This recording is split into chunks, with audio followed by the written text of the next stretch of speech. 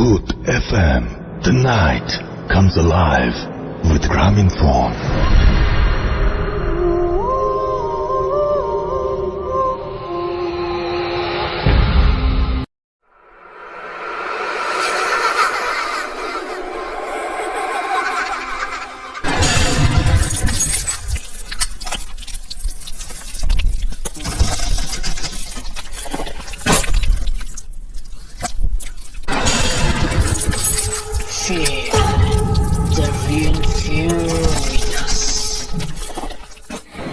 Listeners, আসসালামু আলাইকুম। Friday special এপিসোডে সকলকে স্বাগত জানাচ্ছি। আশা করি সবাই ভালো আছেন, সুস্থ আছেন। প্রিয় লিসেনার্স, আমরা হ্যালোইন উপলক্ষে দুটি স্পেশাল এপিসোডের আয়োজন করেছিলাম, কিন্তু সঙ্গত কারণে আমরা হ্যালোইন সংক্রান্ত সকল ধরনের পরিকল্পনা বাদ দিয়েছি। এই বাদ দেওয়ার পিছনে অবশ্য যারা বড় ভূমিকা পালন করেছেন তারা আপনারাই। বিভিন্নভাবে আপনারা আমাকে ইমেল করে, মেসেজ করে জানিয়েছেন যে হ্যালোইন নিয়ে আমি যেন কোনো স্পেশাল এপিসোডের আয়োজন না করি। আমি যখন আপনাদের মেসেজগুলো পড়ছিলাম, আমি বিবেচনা করলাম যে আসলেই এই যে হ্যালোইন স্পেশাল এপিসোড, যেটা আমি এতদিন ধরে করে এসেছি, সত্যি এটা বড় ধরনের একটি ভুল ছিল। হ্যালোইন শুধু একটি নিছক অনুষ্ঠান নয়, এটি কোনো হরর কোনো একটি অনুষ্ঠানের পর্যায়েও ফেলা যায় না। প্রচলিত কোনো ধর্মের সাথে এটার কোনো মিল নেই, কোনো ধর্মের আচার অনুষ্ঠানের সাথেও এর মিল নেই। এটি তাহলে কিসের সাথে মিল রয়েছে? হ্যাঁ, এটি রয়েছে ইলুমিনাতির সাথে, যেখানে শয়তানের উপাসনা করা হয়। প্রিয় লিসেনার্স, আমি আল্লাহ সুবহানাহু ওয়া তাআলার দরবারে শুকরিয়া আদায় করছি, আলহামদুলিল্লাহ, যে এই পথ থেকে আমরা সরে আসতে পেরেছি। যারা হ্যালোইন নিয়ে কাজ করে যাচ্ছেন তাদেরকেও, আমার পরিচিত যারা আছে তাদেরকে আমি মেসেজ পৌঁছে দিয়েছি, যেটা ইলুমিনাতির একটি অংশ। আমাদের মাধ্যম দিয়ে এটি যদি প্রচারিত হতে থাকে, হাসরের মাঠে আল্লাহ সুবহানাহু ওয়া তাআলার দরবারে আমরা বিচারের মুখোমুখি অবশ্যই সেটা ফেস করব। এই কারণে আমাদের যখনই মেসেজটা পরিষ্কার হয়ে যাবে, তখন এই পথ থেকে ফেরত আসতে হবে। মূলত এইসব চিন্তা ভাবনা থেকেই হ্যালোইন নিয়ে আমাদের সকল পরিকল্পনা বাদ দেওয়া হয়েছে, আলহামদুলিল্লাহ। এবং ইনশাল্লাহ ভবিষ্যতেও আমরা হ্যালোইন নিয়ে কোনো ধরনের কোনো পরিকল্পনা রাখবো না, অন্তত আমাদের চ্যানেলে রাখবো না। প্রিয় লিসেনার্স, আল্লাহ আমাদেরকে হেফাজত করুক। আমাদের যে জেনারেশনটা তৈরি হচ্ছে তাদের কাছে এই হ্যালোইনের মেসেজটা কিন্তু আমরা মনের অজান্তেই পৌঁছে দিচ্ছি। আমরা মনের অজান্তেই ইলুমিনাতির চর্চা করছি, যেটা হয়তোবা উচিত নয়। যখন আমাদের কাছে মেসেজ পরিষ্কার হয়ে যাবে, তখন এটা নিয়ে আর কোনো ধরনের কোনো কাজ করা আমাদের জন্য উচিত হবে না। মূলত এই চিন্তা ভাবনা থেকেই আমরা এই পদক্ষেপ নিয়েছি। আর হ্যালোইন নিয়ে যেহেতু আমাদের পরিকল্পনা ছিল, আমরা গত হ্যালোইনেও কিন্তু স্পেশাল এপিসোডের আয়োজন করেছিলাম। এই হ্যালোইনেও পরিকল্পনা ছিল যে এখানে বেশ কয়েকটি গুরুত্বপূর্ণ ঘটনা আপনাদের সামনে উপস্থাপন করব। যেহেতু পরিকল্পনা বাদ দেওয়া হয়েছে, কিন্তু ঘটনা তো রয়ে গেছে। এই ঘটনা আমরা ফ্রাইডে স্পেশাল এপিসোডে আজকে নিয়ে আসছি, এবং আগামীকাল শনিবার আরো একটি স্পেশাল এপিসোড হবে, যেখানে সৌমিত্র রয়ের ঘটনা থাকবে। আজকে চট্টগ্রামের আগ্রাবাদ জুবাইর ইসলাম ভাই রয়েছেন, তার পাঠানো ঘটনা আমরা আপনাদের সামনে উপস্থাপন করব, সুফিয়ান হুজুরের ঘটনা। ঘটনাটির শিরোনাম ইতিমধ্যে আপনারা অবগত হয়েছেন। পুরো ঘটনাটা শুনবেন, একটি দীর্ঘ ঘটনা। আশা করছি সকলের কাছে ভালো লাগবে। চলুন শুরু করি ঘটনা যিনি পাঠিয়েছেন জুবাইর ইসলাম ভাই, উনি ঠিক যেভাবে পাঠিয়েছেন আমি সেভাবেই এই ঘটনাটি আপনাদের সামনে উপস্থাপন করার চেষ্টা করবো ইনশাল্লাহ। ঘটনাটি সুফিয়ান ভাইয়ের ভাষায় জুবাইর ইসলাম ভাই উপস্থাপন করেছেন, আমি সেভাবেই বলছেন সুফিয়ান ভাই। 2005 সালের শুরুর দিকের ঘটনা। আল্লাহ তাআলার অশেষ দয়ায় আমি প্যারানরমাল বিষয়গুলোর উপরে বেশ অভিজ্ঞ হয়ে উঠেছিলাম। মোটামুটি ভালো নাম করতে পেরেছি, আলহামদুলিল্লাহ। সব মিলে আমার দিন ভালোই কাটছিল। মাদ্রাসার শিক্ষক হিসেবে চাকরি পেয়েছি, মসজিদের মুয়াজ্জিন থেকে ইমামতির দায়িত্ব পেয়ে গেছি, বলতে গেলে সবকিছু ভালো যাচ্ছিল, কিন্তু এর মাঝেও আমার মন থেকে আমার বড় মামা মরহুম সুলাইমান শেখের মৃত্যু রহস্য কখনো মুছে যায়নি। তিনি কোথায় গিয়েছিলেন, কোন বিপদের সম্মুখীন হয়েছিলেন, মারা যাওয়ার আগে তার মুখে শোনা সেই নাম ভেলাদ কাফরিয়ান, ঘাড়ের পিছনে দেখা সেই ত্রিভুজ আকৃতির চিহ্ন, সবকিছু আমার মনে ছিল। আমি যখনই বড় দাদাকে ভেলাদ কাফরিয়ান নিয়ে কিছু জিজ্ঞেস করেছি, তখন উনি বলেছেন সময় হলে জানতে পারবে, আর যখন জানবে তখন আর পেছনে ফিরে আসা যাবে না। আমিও সেই সময়ের অপেক্ষায় ছিলাম। অবশেষে সেই সময় আসলো এবং আমার জীবনের খুব কঠিন একটি সময় শুরু হলো। জানুয়ারি মাসের প্রথম দিকের ঘটনা। প্রচন্ড শীত থাকে তখন গ্রাম এলাকায়, যার কারণে আমি তাহাজ্জুদের সালাত মাঝে মাঝে ঘরেই আদায় করে ফেলতাম। এমনই একদিন সালাত আদায় করতে উঠে কলের দিকে যাচ্ছি ওযু করার জন্য, হঠাৎ মনে হলো আমার বাড়ির সীমানার বাইরের দিকে একটি কালো অবয়ব দাঁড়িয়ে আছে। আমি ভেবেছিলাম আমার চাচাতো ভাইদের কেউ হয়তো সালাত আদায় করতে মসজিদে যাচ্ছেন, তাই কে যায় এই বলে হাঁক দিলাম। আমার হাঁক শুনে সেই কালো অবয়বটি আমার চোখের সামনেই অদৃশ্য হয়ে যায়। তখন বুঝতে পারি খারাপ বা ভালো কোনো জিন হয়তো চলাচল করছিল এই পথে। নিশ্চিত নই এটা ভালো না খারাপ। আমি আর কিছু চিন্তা না করে ওযু করে ঘরে চলে যাই। তাহাজ্জুদের সালাত আদায় করে কিছুক্ষণ জিকির করে আস্তে আস্তে ফজরের জামাত ধরার জন্য মসজিদের পথ ধরি। সেদিন বিকেল বেলার ঘটনা। আমি মাদ্রাসা থেকে বাসায় এসে দেখি আমার বড় মামাতো ভাই দুজন লোক নিয়ে আমার বাড়িতে এসেছেন এবং আমার জন্যই অপেক্ষা করছিলেন। দুজনের মধ্যে একজন মধ্যবয়স্ক ভদ্রলোক আর একজন যুবক। আমি ভেতরে গিয়ে একটু ফ্রেশ হয়ে তাদের সামনে আসি এবং আমার মামাতো ভাইকে তাদের পরিচয় জিজ্ঞেস করি। তখন আমার মামাতো ভাই বলেন ওনারা অনেক দূর থেকে এসেছেন। উনি রফিক সাহেব, আব্বার বন্ধু মানুষ এবং পেশায় একজন ফল ব্যবসায়ী, আর ইনি তার বড় ছেলে আরমান, তিনিও একজন ব্যবসায়ী। আব্বা ওনাদের ওইদিকে যখন কাজে যেতেন তখন মাঝে মাঝে ওনাদের বাড়িতেই থাকতেন। এই দুই একদিন ওনাদের বাড়িতে থাকতেন, আর ওই বাড়িতে থাকার পরে আব্বা অন্য কোথাও চলে যেতেন। ওনারা কুষ্টিয়া থাকেন। গত কয়েক মাস ধরে ওনার ছোট ছেলের সাথে নাকি খারাপ কিছু হচ্ছে। অনেক ডাক্তার কবিরাজ দেখানোর পরেও কোনো কাজ হচ্ছে না, তাই অনেক কষ্ট করে আব্বার খোঁজে এসেছেন। ওনারা জানেন না যে আব্বা অনেক আগেই মারা গেছেন। জানতে পেরে মন খারাপ করে চলে যাচ্ছিলেন দেখে তোর কাছে নিয়ে আসলাম, দেখ কিছু করতে পারিস কিনা। আমি সেই মুরব্বী ভদ্রলোক রফিক মামাকে জিজ্ঞেস করলাম, মামা আপনার কি সমস্যা?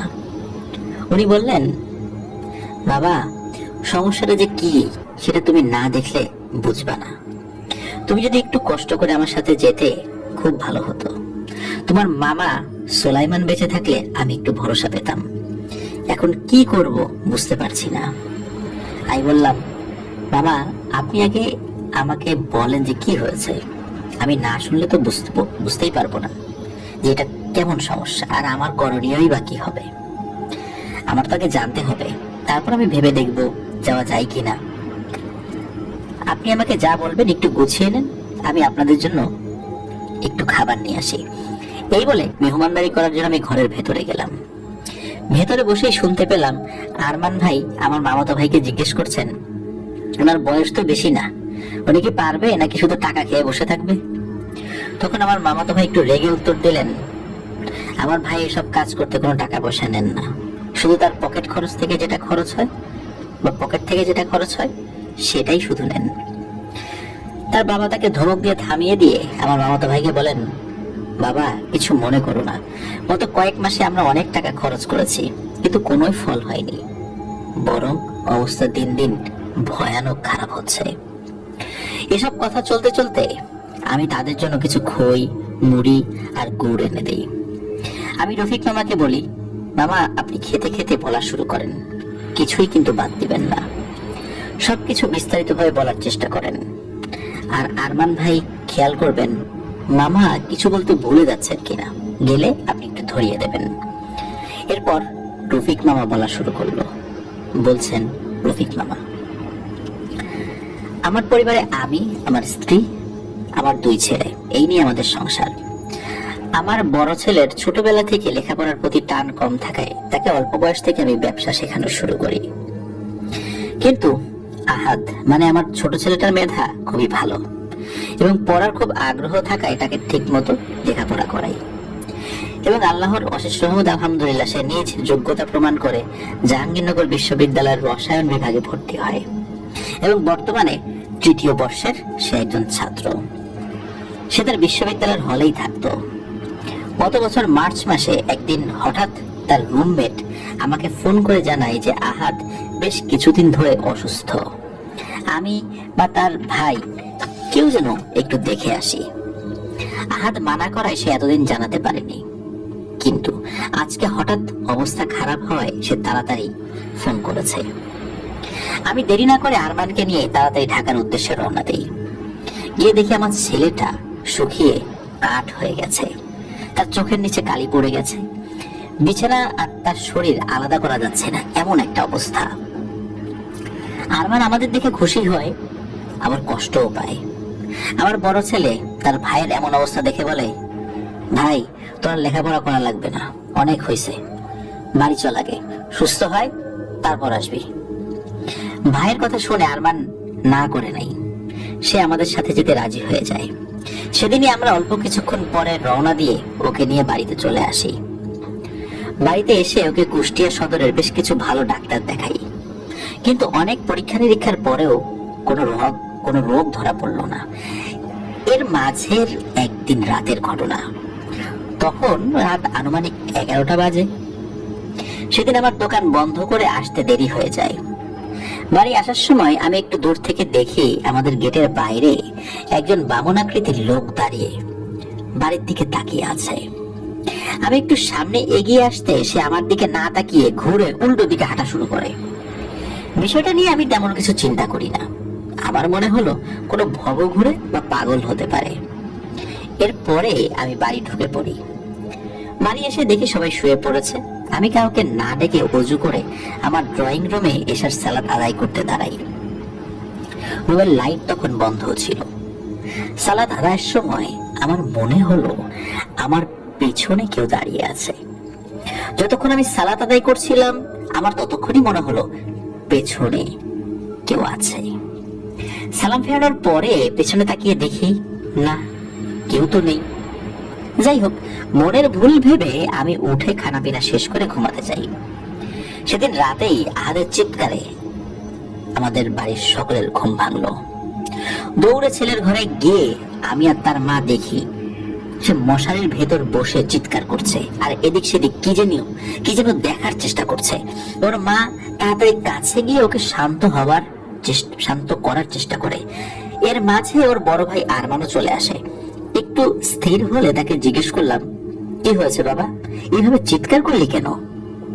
আহাদ বলে, বাবা আমার মশারির বাইরে 1 হাত সমান কয়েকটা মাকড়সা ছিল, এতক্ষণ চারপাশে ঘুরছিল আর কেমন যেন বৃষ্টি শব্দ করছিল।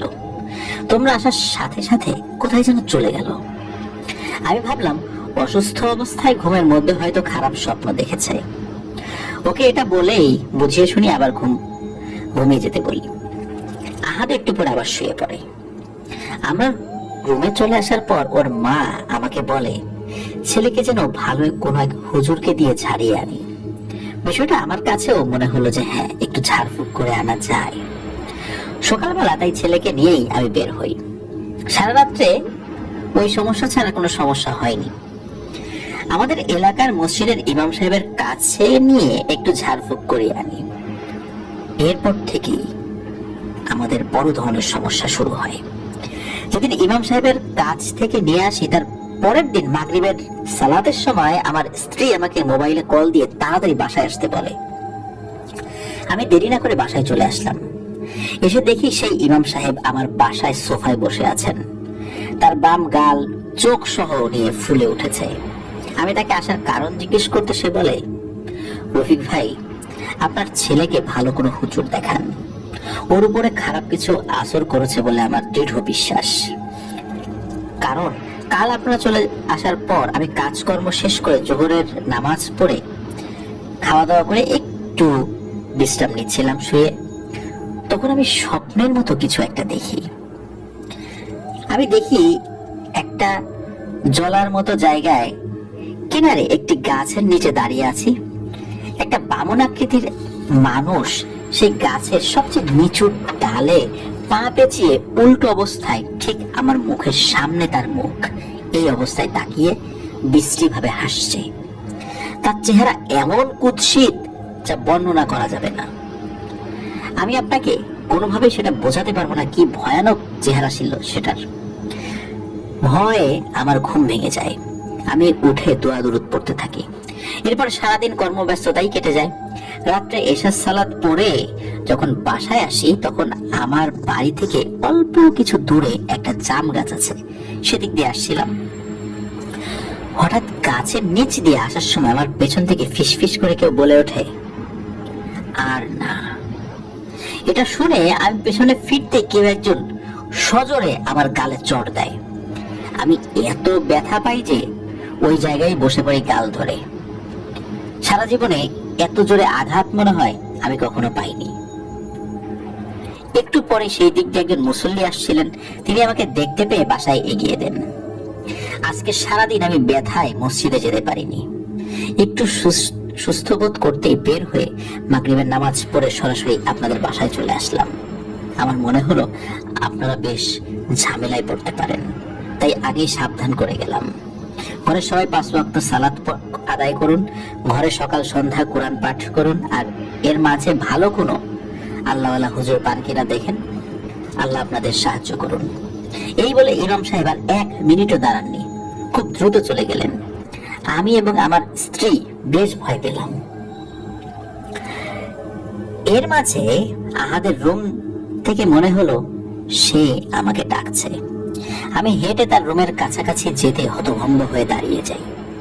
এর মাঝে আমার স্ত্রীও আমার পেছনে এসে দাঁড়ায় এবং ছেলের রুমের দিকে তাকিয়ে ভয়ে চিৎকার দিয়ে ওঠে আমার স্ত্রী। আমরা দুজনে দেখি ছেলে তার রুমে প্রবেশ যে পথ, তার ওইখানে দরজার উপরে পা দিয়ে নিজেকে আটকে উল্টো হয়ে ঝুলে রয়েছে। আর আমাদের দেখতে পেয়ে ওই অবস্থায় দুলে দুলে হাসতে থাকে আর বলে, ওই ইমাম আমাকে এইভাবে দেখছে, শুধু তখন ছিলাম গাছে আর এখন ঘরে, ঠিক যেভাবে আমাকে দেখেছিল দেখ সেইভাবেই আমি ঝুলে আছি। এই কথা বলে আবার হাসে। আমি সাহস করে আয়াতুল কুরসি পড়তে পড়তে আস্তে আস্তে সামনে যেতে থাকি। একটু কাছে গিয়ে তার গায়ে হাত দিতেই সে সোজা হয়ে লাফিয়ে নিচে নেমে আসে। আমার দিকে না তাকিয়ে তার খাটের কাছে গিয়ে উপরের দিকে তাকিয়ে অদ্ভুত ভাষায় কি যেন বলছে। আমি সাহস করে আবার তার কাছে গিয়ে আয়াতুল কুরসি পড়ে মাথায় ফু দিতেই সে খুব জোরে চিৎকার দিয়ে খাটের উপর বসে কান্না করে দেয়। হঠাৎ আমার দিকে তাকিয়ে সে আমাকে জড়িয়ে ধরে কান্নারত অবস্থায় বলে, বাবা আমাকে বাঁচাও বাবা, ও আমাকে মেরে ফেলবে বাবা, ও আমাকে মেরে ফেলবে। ছেলের মা দরজায় দাঁড়িয়ে কাঁদতে থাকে। বাপ হয়ে আমি তো নরম হয়ে যেতে পারি না, তাই না? আমি ছেলেকে বুকে জড়িয়ে ধরে বলি, ইনশাআল্লাহ কিছু হবে না বাবা, আমরা আছি তো তোর সাথে, আল্লাহ সুবহানাহু ওয়া তাআলা আছেন আমাদের সাথে, কিচ্ছু হবে না, আল্লাহ আমাদের অবশ্যই সাহায্য করবেন। এই বলে আমি ছেলেকে সান্ত্বনা দিতে থাকি। কিন্তু বিশ্বাস করো, ওই সময় আমার বুকটা ফেটে যাচ্ছিল। ছেলের মা এসে ছেলেকে শান্ত করতে থাকে। আমি আরমানকে ফোন দিয়ে তাড়াতাড়ি বাসায় আসতে বলি। আরমান আধা ঘন্টা পরেই চলে আসে। আমি ওকে সবকিছু বলি, যা যা হয়েছে এতক্ষণ, আর বলি খুব তাড়াতাড়ি ভালো কোনো একজন হুজুরের জন্য সন্ধান করে। এরপর আমি আহাদকে বলি, বাবা যাও ওযু করে আসো, আমরা 3 বাপ বেটা একসাথে এশার সালাত আদায় করব। ওযু করে এসে 2 ছেলেকে নিয়ে আমি ড্রয়িং রুমে জামাত ধরি, কিন্তু প্রথম রাকাতে সূরা ফাতিহা শেষ করতে পারি নাই। আলহামদুলিল্লাহি রাব্বিল আলামিন এতটুকু তেলাওয়াত করতে আহাদ মারাত্মক চিৎকার করতে করতে মাটিতে শুয়ে পড়ে আর শরীর বাঁকিয়ে ফেলে, হাত মুছড়ে ফেলে, পা দুটো মাটিতে আছড়াতে থাকে। আমি আর আরমান সালাত ভেঙে তাকে ধরার চেষ্টা করি।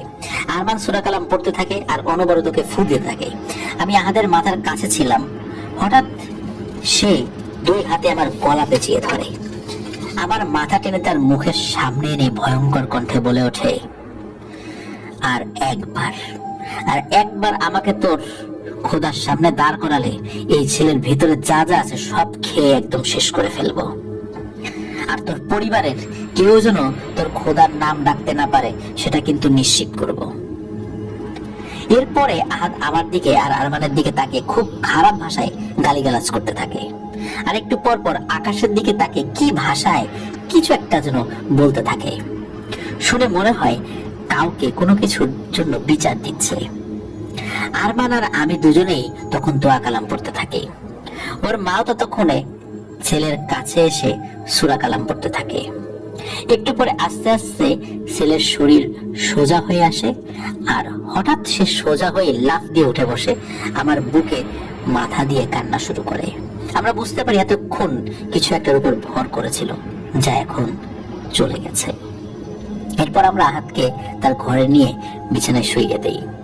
অল্প কিছুক্ষণের মধ্যে সে ঘুমিয়ে যায়। আমি আরমানকে পাঠাই আরেকজন হুজুরের খোঁজে, যিনি শহর থেকে একটু ভেতরে গ্রামের দিকে থাকেন। উনি আমাদের এলাকার বেশ প্রবীণ একজন হুজুর। রাত আনুমানিক 10টায় আরমান ওনাকে নিয়ে বাড়িতে আসেন। উনি এসে বসে আমার কাছ থেকে কি কি হয়েছে সবকিছু শুনলেন। এরপর তিনি আহাদের রুমে আরমানকে সাথে নিয়ে প্রবেশ করেন। আমি আর আমার স্ত্রী হুজুরের কথা মতো রুমের বাইরে দাঁড়িয়ে দেখছিলাম। আহাদ তখন গভীর ঘুমে রয়েছে। হুজুর রুমে ঢুকে প্রথমে সূরা কালাম পড়তে পড়তে সারা রুমের চারদিকে দেখলেন। এরপর তিনি আস্তে করে আহাদের খাটে তার পাশে গিয়ে বসেন। হুজুর বসার সাথে সাথে আহাদ ঘুম থেকে উঠে বসে। সরাসরি হুজুরের চোখের দিকে রাগান্বিত চোখে তাকায় আর বলে ওঠে, তোরা মনে হয় কেউ চাস না এই ছেলেটা আরো কয়েকদিন বাঁচুক। আমার মনে হয় তোদের মাথায় আমার কথা ঢুকছে না, এখন ঢুকবে। এই বলেই আহাদ আমাদের সবার সামনে খাটের উপরে উঠে দাঁড়িয়ে তার জামা খুলে ফেলে এবং নিজের হাতের নখ দিয়ে নিজের শরীর আঁচড়াতে থাকে।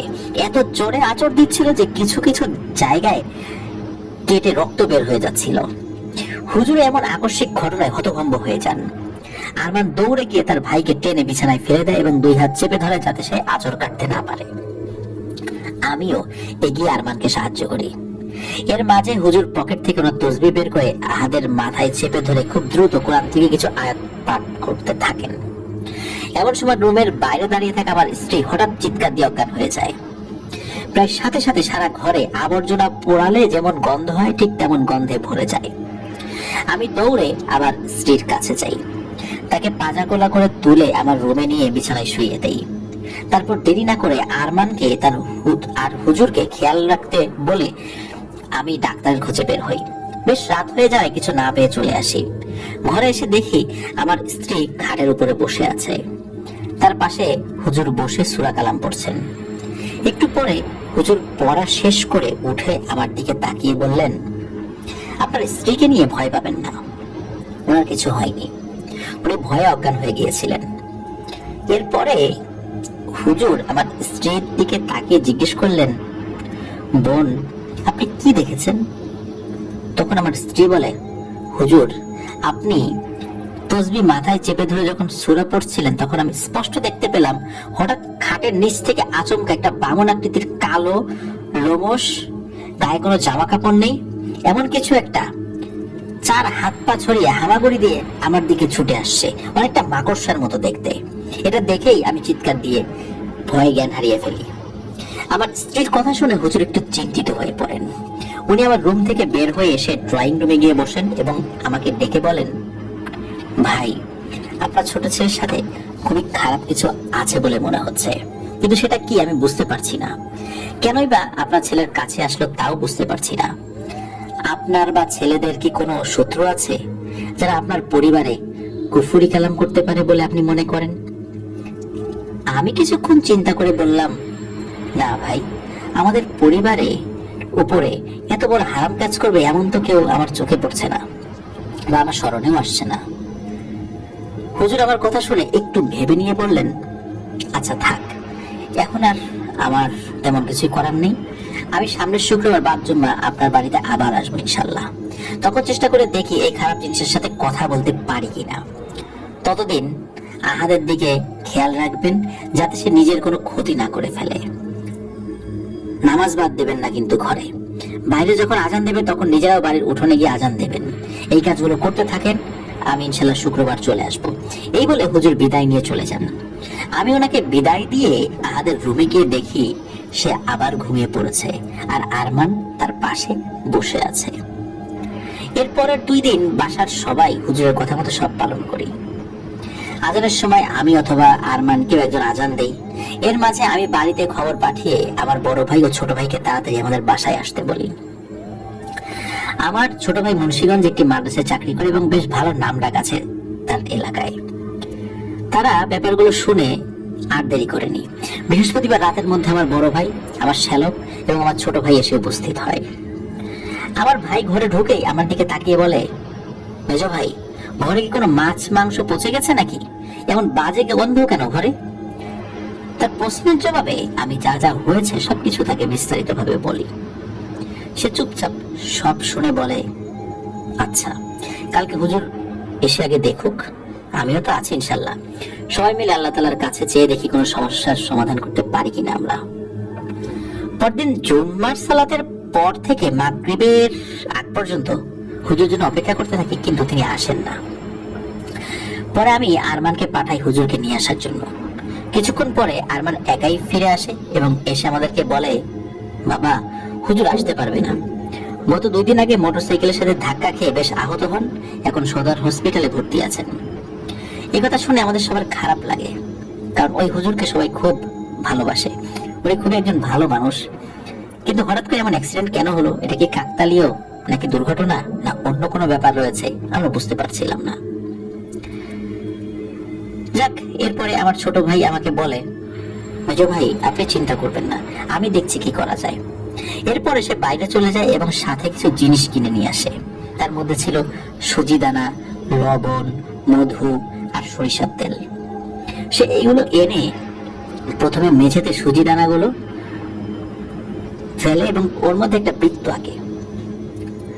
তারপরে বাকি জিনিসগুলো করে ফু দিয়ে বৃত্তের ভিতরে চলে যায় এবং আমাকে আর আরমানকে বলে যে আহাদকে যেন আমরা নিয়ে আসি।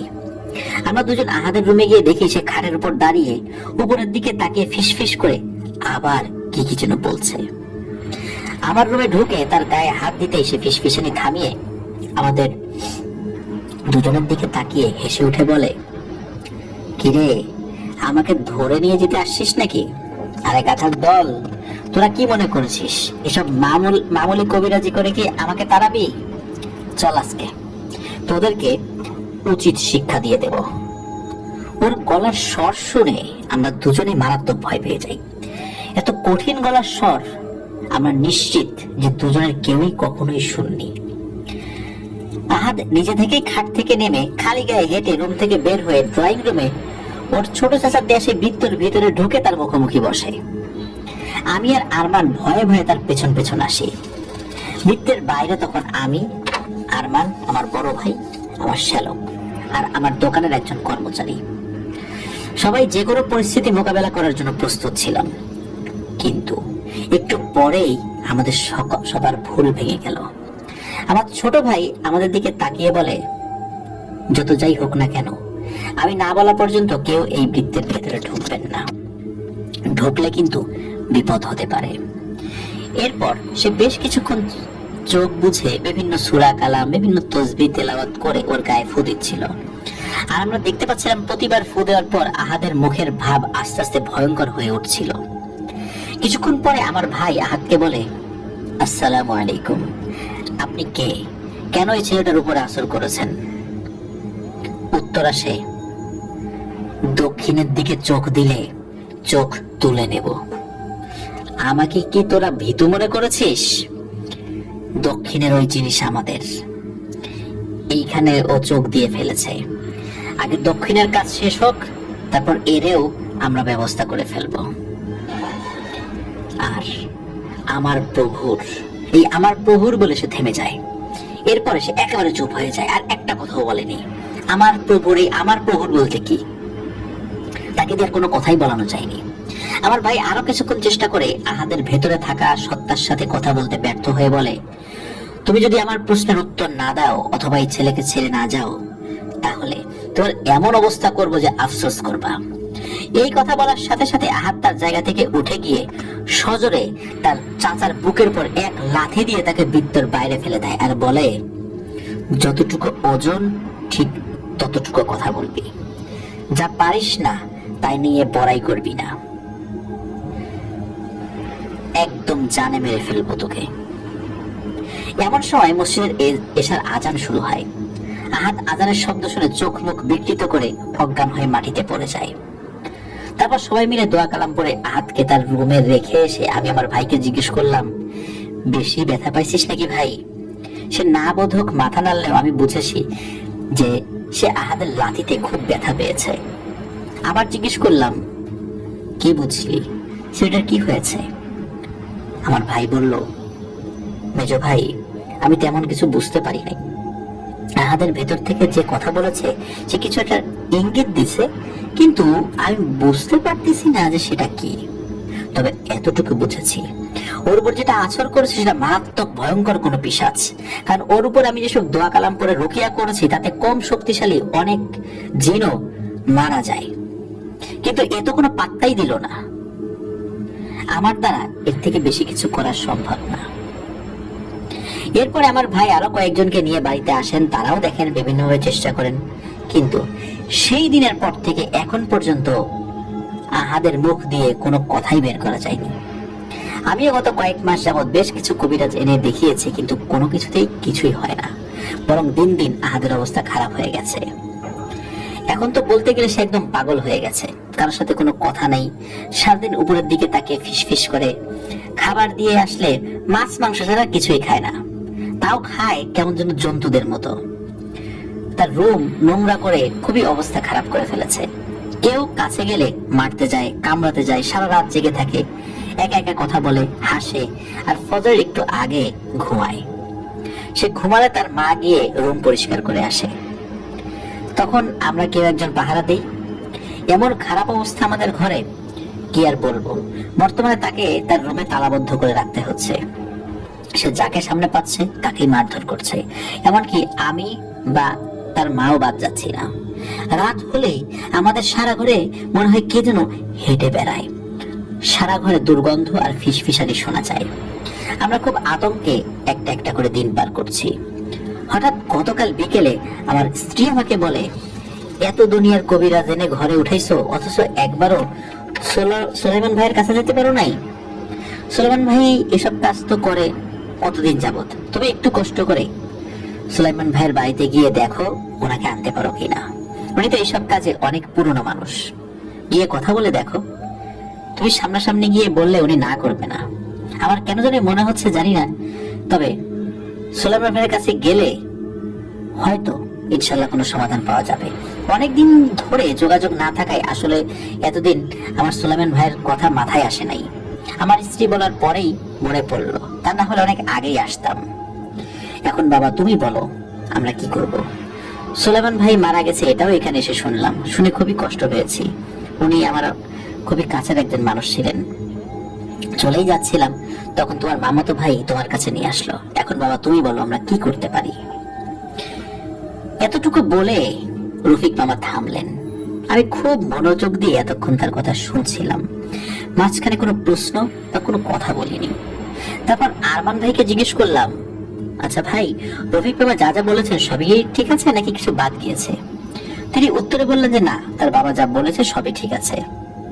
কিন্তু আরমান ভাইয়ের চেহারা দেখে মনে হচ্ছিল তিনি কিছু একটা বলতে গিয়ে বলতে পারছেন না। আমি এই নিয়ে তাকে বিরক্ত করলাম না, আমি জানি সময় হলে তিনি নিজেই বলবেন। আমার মামাতো ভাই আমাকে বললেন, সুফিয়ান কি বুঝলি, কাজটা করবি? আমি উত্তর দিলাম, ভাই একটু সময় লাগবে, চিন্তা করি।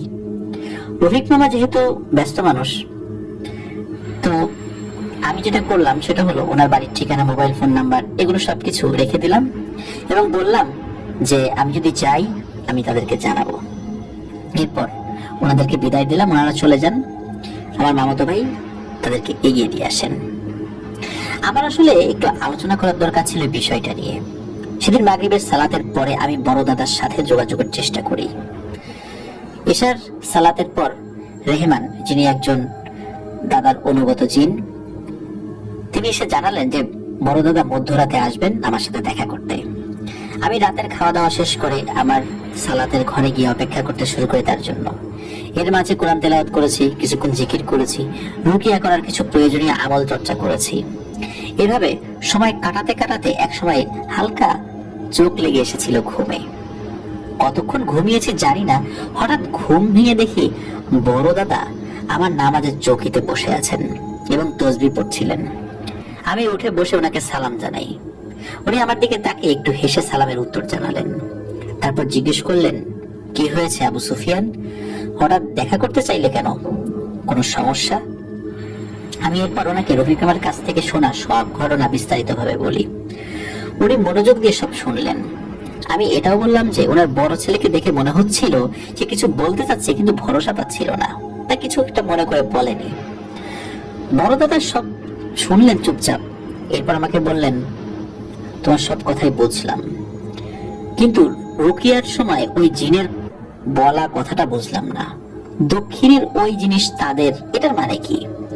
দক্ষিণের দিকে চোখ দিলে ক্ষতি করবে, আমি এই জিনিসটা বুঝতে পারছি না, সময় দাও, আমি খোঁজ নিয়ে দেখি আগে। আমি জিজ্ঞেস করলাম, বড় দাদা আপনার কি মনে হয় কুফরি করা হয়েছে ছেলেটার উপরে?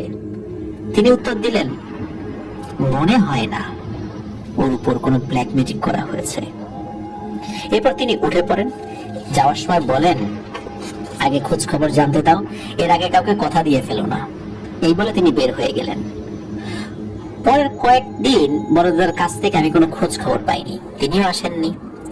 প্রায় 8 দিনের মাথায় এশার সালাতের পরে বাড়ি ফেরার সময় রাস্তার এক পাশে নির্জন জায়গায় রেহমান ভাইকে দাঁড়িয়ে থাকতে দেখি। আমি সালাম দিলে সালামের উত্তর দিয়ে তিনি জানালেন, আগামীকাল রাত্রে আপনার সাথে আমাদের সর্দার মানে বড় দাদা দেখা করতে আসবেন। আপনার নতুন কাজের তথ্য সংগ্রহ করতে আমাদের অনেক কষ্ট এবং সময় লেগেছে। কেন এবং কি খবর আমরা সংগ্রহ করেছি সেটা বড় দাদা মানে আমাদের সর্দার আপনাকে বলবেন। আমাকে শুধু বলা হয়েছে আপনাকে যেন জানিয়ে দেই যে আগামীকাল সর্দার আপনার সাথে সাক্ষাৎ করবেন। আমি কোনো প্রশ্ন করার আগেই রেহমান ভাই সেখান থেকে চলে যান। আমি কিছুক্ষণ ওই জায়গায় দাঁড়িয়ে চিন্তা করতে থাকি যে বড় দাদার মতো এত বিচক্ষণ, বয়স্ক, অভিজ্ঞ এবং ক্ষমতাবান একজন জিনের পক্ষেও এতদিন লেগেছে শুধু খবর সংগ্রহ করতে। জানি না কেন জানি মনের ভেতর খুব খুঁতখুত করছিল। মনে হচ্ছিল আল্লাহ সুবহানাহু ওয়া তাআলার সামনে কঠিন পরীক্ষার সম্মুখীন করবেন। এসব ভাবতে ভাবতে আস্তে আস্তে হেঁটে বাড়ি চলে আসি। পরদিন যতটুকু মনে পড়ে বৃহস্পতিবার ছিল। চেষ্টা করি প্রতি বৃহস্পতিবার এবং সোমবার আমার নবীর সুন্নাহ নফল সওম রাখতে মানে রোজা রাখতে। সেদিনও রোজা রেখেছিলাম। সারাদিন অন্য সব দিনের মতো কর্মব্যস্ততায় কেটে যায়। রাতে খাওয়া দাওয়া শেষ করে আমি আমার সালাতের ঘরে চলে যাই মানে নামাজের ঘরে চলে যাই। অপেক্ষা করতে থাকি বড় দাদার আগমনের। একসময় সারা ঘরে সুন্দর আতরের গন্ধ নিয়ে তিনি প্রবেশ করেন। আমি তখন জিকির করছিলাম। তিনি আমার ঘরে ঢুকতেই সালামের বিনিময় হলো আমাদের মাঝে। এরপর তিনি আমার পাশে বসলেন এবং বললেন, আবু সুফিয়ান, আমি চাই আল্লাহর নাম নিয়ে তুমি এই কাজটি হাতে নাও। এই কাজটি করা খুবই জরুরি। যদিও কাজটি করতে তোমার অনেক কষ্ট হতে পারে, তবে সারা জাহানের মালিক মহান আল্লাহ সুবহানাহু ওয়া তাআলার দয়ায় আমার বিশ্বাস তুমি এই কাজটি করতে পারবে। কয়েকটি পরিবার খুব খারাপ সময় এর মধ্যে দিয়ে যাচ্ছে এবং খারাপ এক শক্তির কুনজরে পড়তে যাচ্ছে। দুটি পরিবার ইতিমধ্যে আক্রান্ত হয়েছে। আমি বড় দাদার কথা কিছু বুঝতে পারছিলাম না। আমি ওনাকে বললাম, বড় দাদা আমাকে একটু ভেঙে বলুন, আমি আসলে বুঝতে পারছি না যে আপনি কি বোঝাতে চাইছেন। এরপর বড় দাদা আমাকে যা বললেন তার সারমর্ম হলো এই যে রফিক মামার পরিবারের কাউকে কোনো কুফরি কালামের দ্বারা কোনো ক্ষতি করা হয়নি। আসল সমস্যা ওনার ছেলের সাথেও হচ্ছে না। আসল সমস্যা হচ্ছে ফারজানা নামের এক মেয়ের সাথে, যে আহাদের সাথে একসাথে লেখাপড়া করে এবং একজন আরেকজনকে পছন্দ করে। খারাপ ধরনের কুফরি করা হয়েছে ওই ফারজানা নামের মেয়েটাকে। এটা এত শক্তিশালী জাদু যে ওই মেয়ে জাদুর প্রভাবে মারা যাবে না, কিন্তু সে আস্তে আস্তে মানসিক ভারসাম্য হারিয়ে ফেলবে এবং আমৃত্যু সে শক্তিশালী একদল পিশাচের কবলে জিম্মি হয়ে থাকবে। এই মেয়েকে যারাই ভালোবাসবে, এমনকি তার পরিবারের লোকজনও যারা তাকে আদর করবে, তার আত্মীয় স্বজন সবাই ওই পিশাচদের দ্বারা একজন একজন করে আক্রান্ত হবে। এবং আস্তে আস্তে মৃত্যুর দিকে এগিয়ে যাবে। এই কুফরির পরিণাম হলো এই মেয়েকে যে ভালোবাসবে এমন কেউ পৃথিবীতে বেঁচে থাকবে না। তার সারা জীবন মানসিক ভারসাম্যহীন অবস্থায় একা একা কাটাতে হবে এবং একটা পর্যায়ে মারা যাবে। এই ধরনের জাদু অনেক প্রাচীন এক কালো জাদু। এই জাদু করতে অনেক খারাপ জিনিসের দরকার হয়েছে, যা আমি বলতে পারছি না বলে দুঃখিত। তবে এতটুকু বলতে পারি, আল্লাহ তাআলার এই দুনিয়াতে যত হারাম জিনিস মানুষ করতে পারে তার মধ্যে সবচাইতে নিকৃষ্ট জিনিসগুলো দিয়ে এই জাদু করা হয়। এবং যে তান্ত্রিক বা কবিরাজ এই ধরনের জাদু করেছে তারা এমন এক শয়তানের কাছ থেকে সেটা শিখেছে যে অনেক আগে থেকেই অভিশপ্ত। এই জাদুর প্রভাব শুরু হয়ে গেছে এবং এর প্রথম শিকার হয়েছে আহাদ। এসব কিছু জানার পরে আমি বড় দাদাকে জিজ্ঞেস করলাম, আপনি আমাকে এখন কি করতে বলেন? বড় দাদা বললেন, তুমি যত দ্রুত সম্ভব এই ছেলের রুকিয়া শুরু করো, কারণ তার উপরে পিশাচদের একজন খুব নির্যাতন করছে, আর বেশি দেরি করলে হয়তো তাকে বাঁচানো যাবে না। আগে এই ছেলেকে আল্লাহ তাআলার পবিত্র রহমতে সুস্থ করার চেষ্টা করো, এর পরের কাজ আমি তোমাকে ঠিক সময় জানাবো। তবে এতটুকু বলি, মহান রব্বুল আলামিন যদি তোমার প্রতি সহায় হন তাহলে তুমি এই পরিবারগুলোকে বিপদের হাত থেকে রক্ষা করার সাথে সাথে নিজের একটি কাজও শেষ করতে পারবে ইনশাআল্লাহ। এর বেশি কিছু এখন আর জিজ্ঞেস করো না, সময় হলে একে একে সবকিছুই তোমাকে জানানো হবে অথবা নিজেই জানতে পারবে। মনে অনেক প্রশ্ন থাকলেও আর কোনো প্রশ্নই করতে পারিনি তখন, কারণ আমি জানি এই বিষয়ে আর কোনো প্রশ্ন করলে বড় দাদা বিরক্ত হবেন।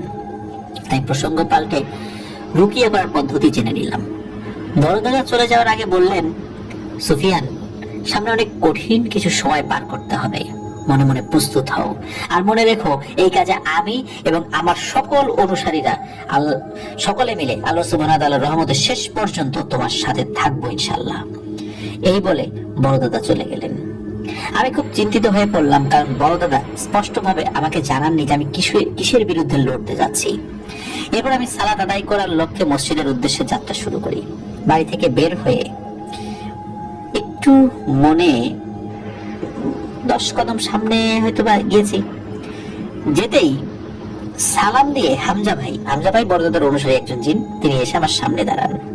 আমি কিছু জিজ্ঞেস করার আগেই নিজেই বললেন, এখন থেকে আমাদের যে কোনো একজন সবসময় আপনার আশেপাশে থাকবে, এটা আমাদের হুজুরের আদেশ। এটা নিয়ে দয়া করে কেউ কোনো প্রশ্ন করবেন না। এবার আমি রেগে গেলাম এবং বললাম, আপনাদের কাউকে আমি কোনো প্রশ্নই করব না। বড় দাদাও কিছু জিজ্ঞেস করলে বলতে নিষেধ করলেন যে তাকে প্রশ্ন করা যাবে না, আপনিও বলছেন কোনো প্রশ্ন করেন না। আমি বুঝতেছি না যে আপনারা সবাই আমাকে এমন অন্ধকারে কেন রাখছেন। হামজা উত্তর দিলেন, সুফিয়ান, কিছু মনে করবেন না, আমি শুধু আদেশ পালন করছি। অনেক কিছু জানা সত্ত্বেও আপনাকে বলতে নিষেধ করেছেন আমাদের সর্দার, তাই বলতে পারছি না। আর আমরা আমাদের সর্দারের হুকুম পুঙ্খানুপুঙ্খভাবে অনুসরণ করি, তাতে আমাদের প্রাণ চলে গেলেও। আমি আর কথা না বাড়িয়ে অন্য প্রসঙ্গ ধরলাম। রুকিয়া বিষয়ে বেশ কিছু প্রশ্ন করে কিছু খুঁটিনাটি জেনে নিলাম।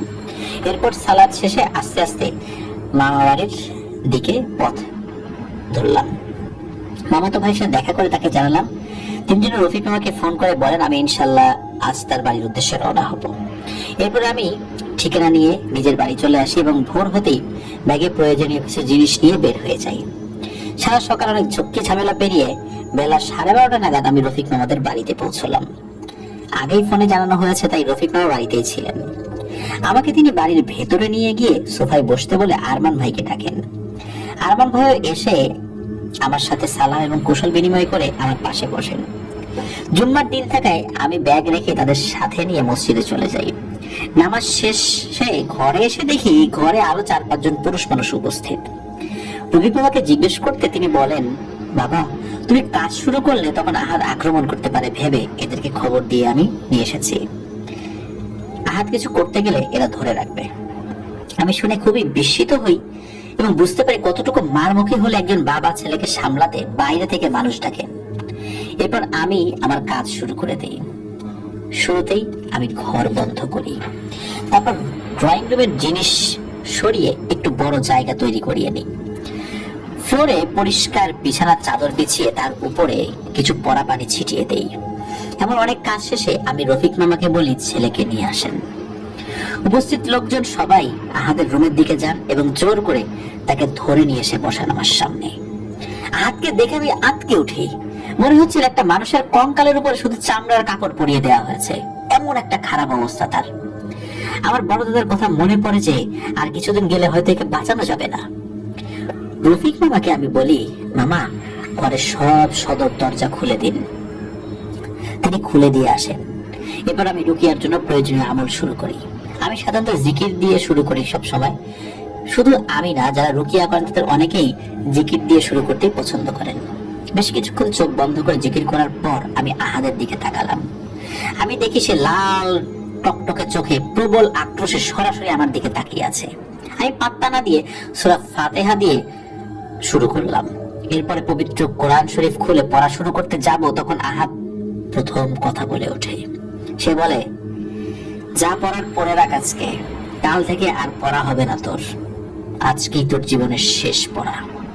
আমি তার কথার কোনো উত্তরই দেইনি, কারণ আমি জানি পবিত্র কোরআন পড়তে গেলে এই দুষ্ট জিনেরা এমন কিছু কথা বলে যাতে মনোযোগ নষ্ট হয়, এবং এই মনোযোগ নষ্ট হলে আত্মবিশ্বাসটাও নষ্ট হয়ে যায়, আর দোয়া পড়তে এবং রুকিয়া করতে অসুবিধা হয়।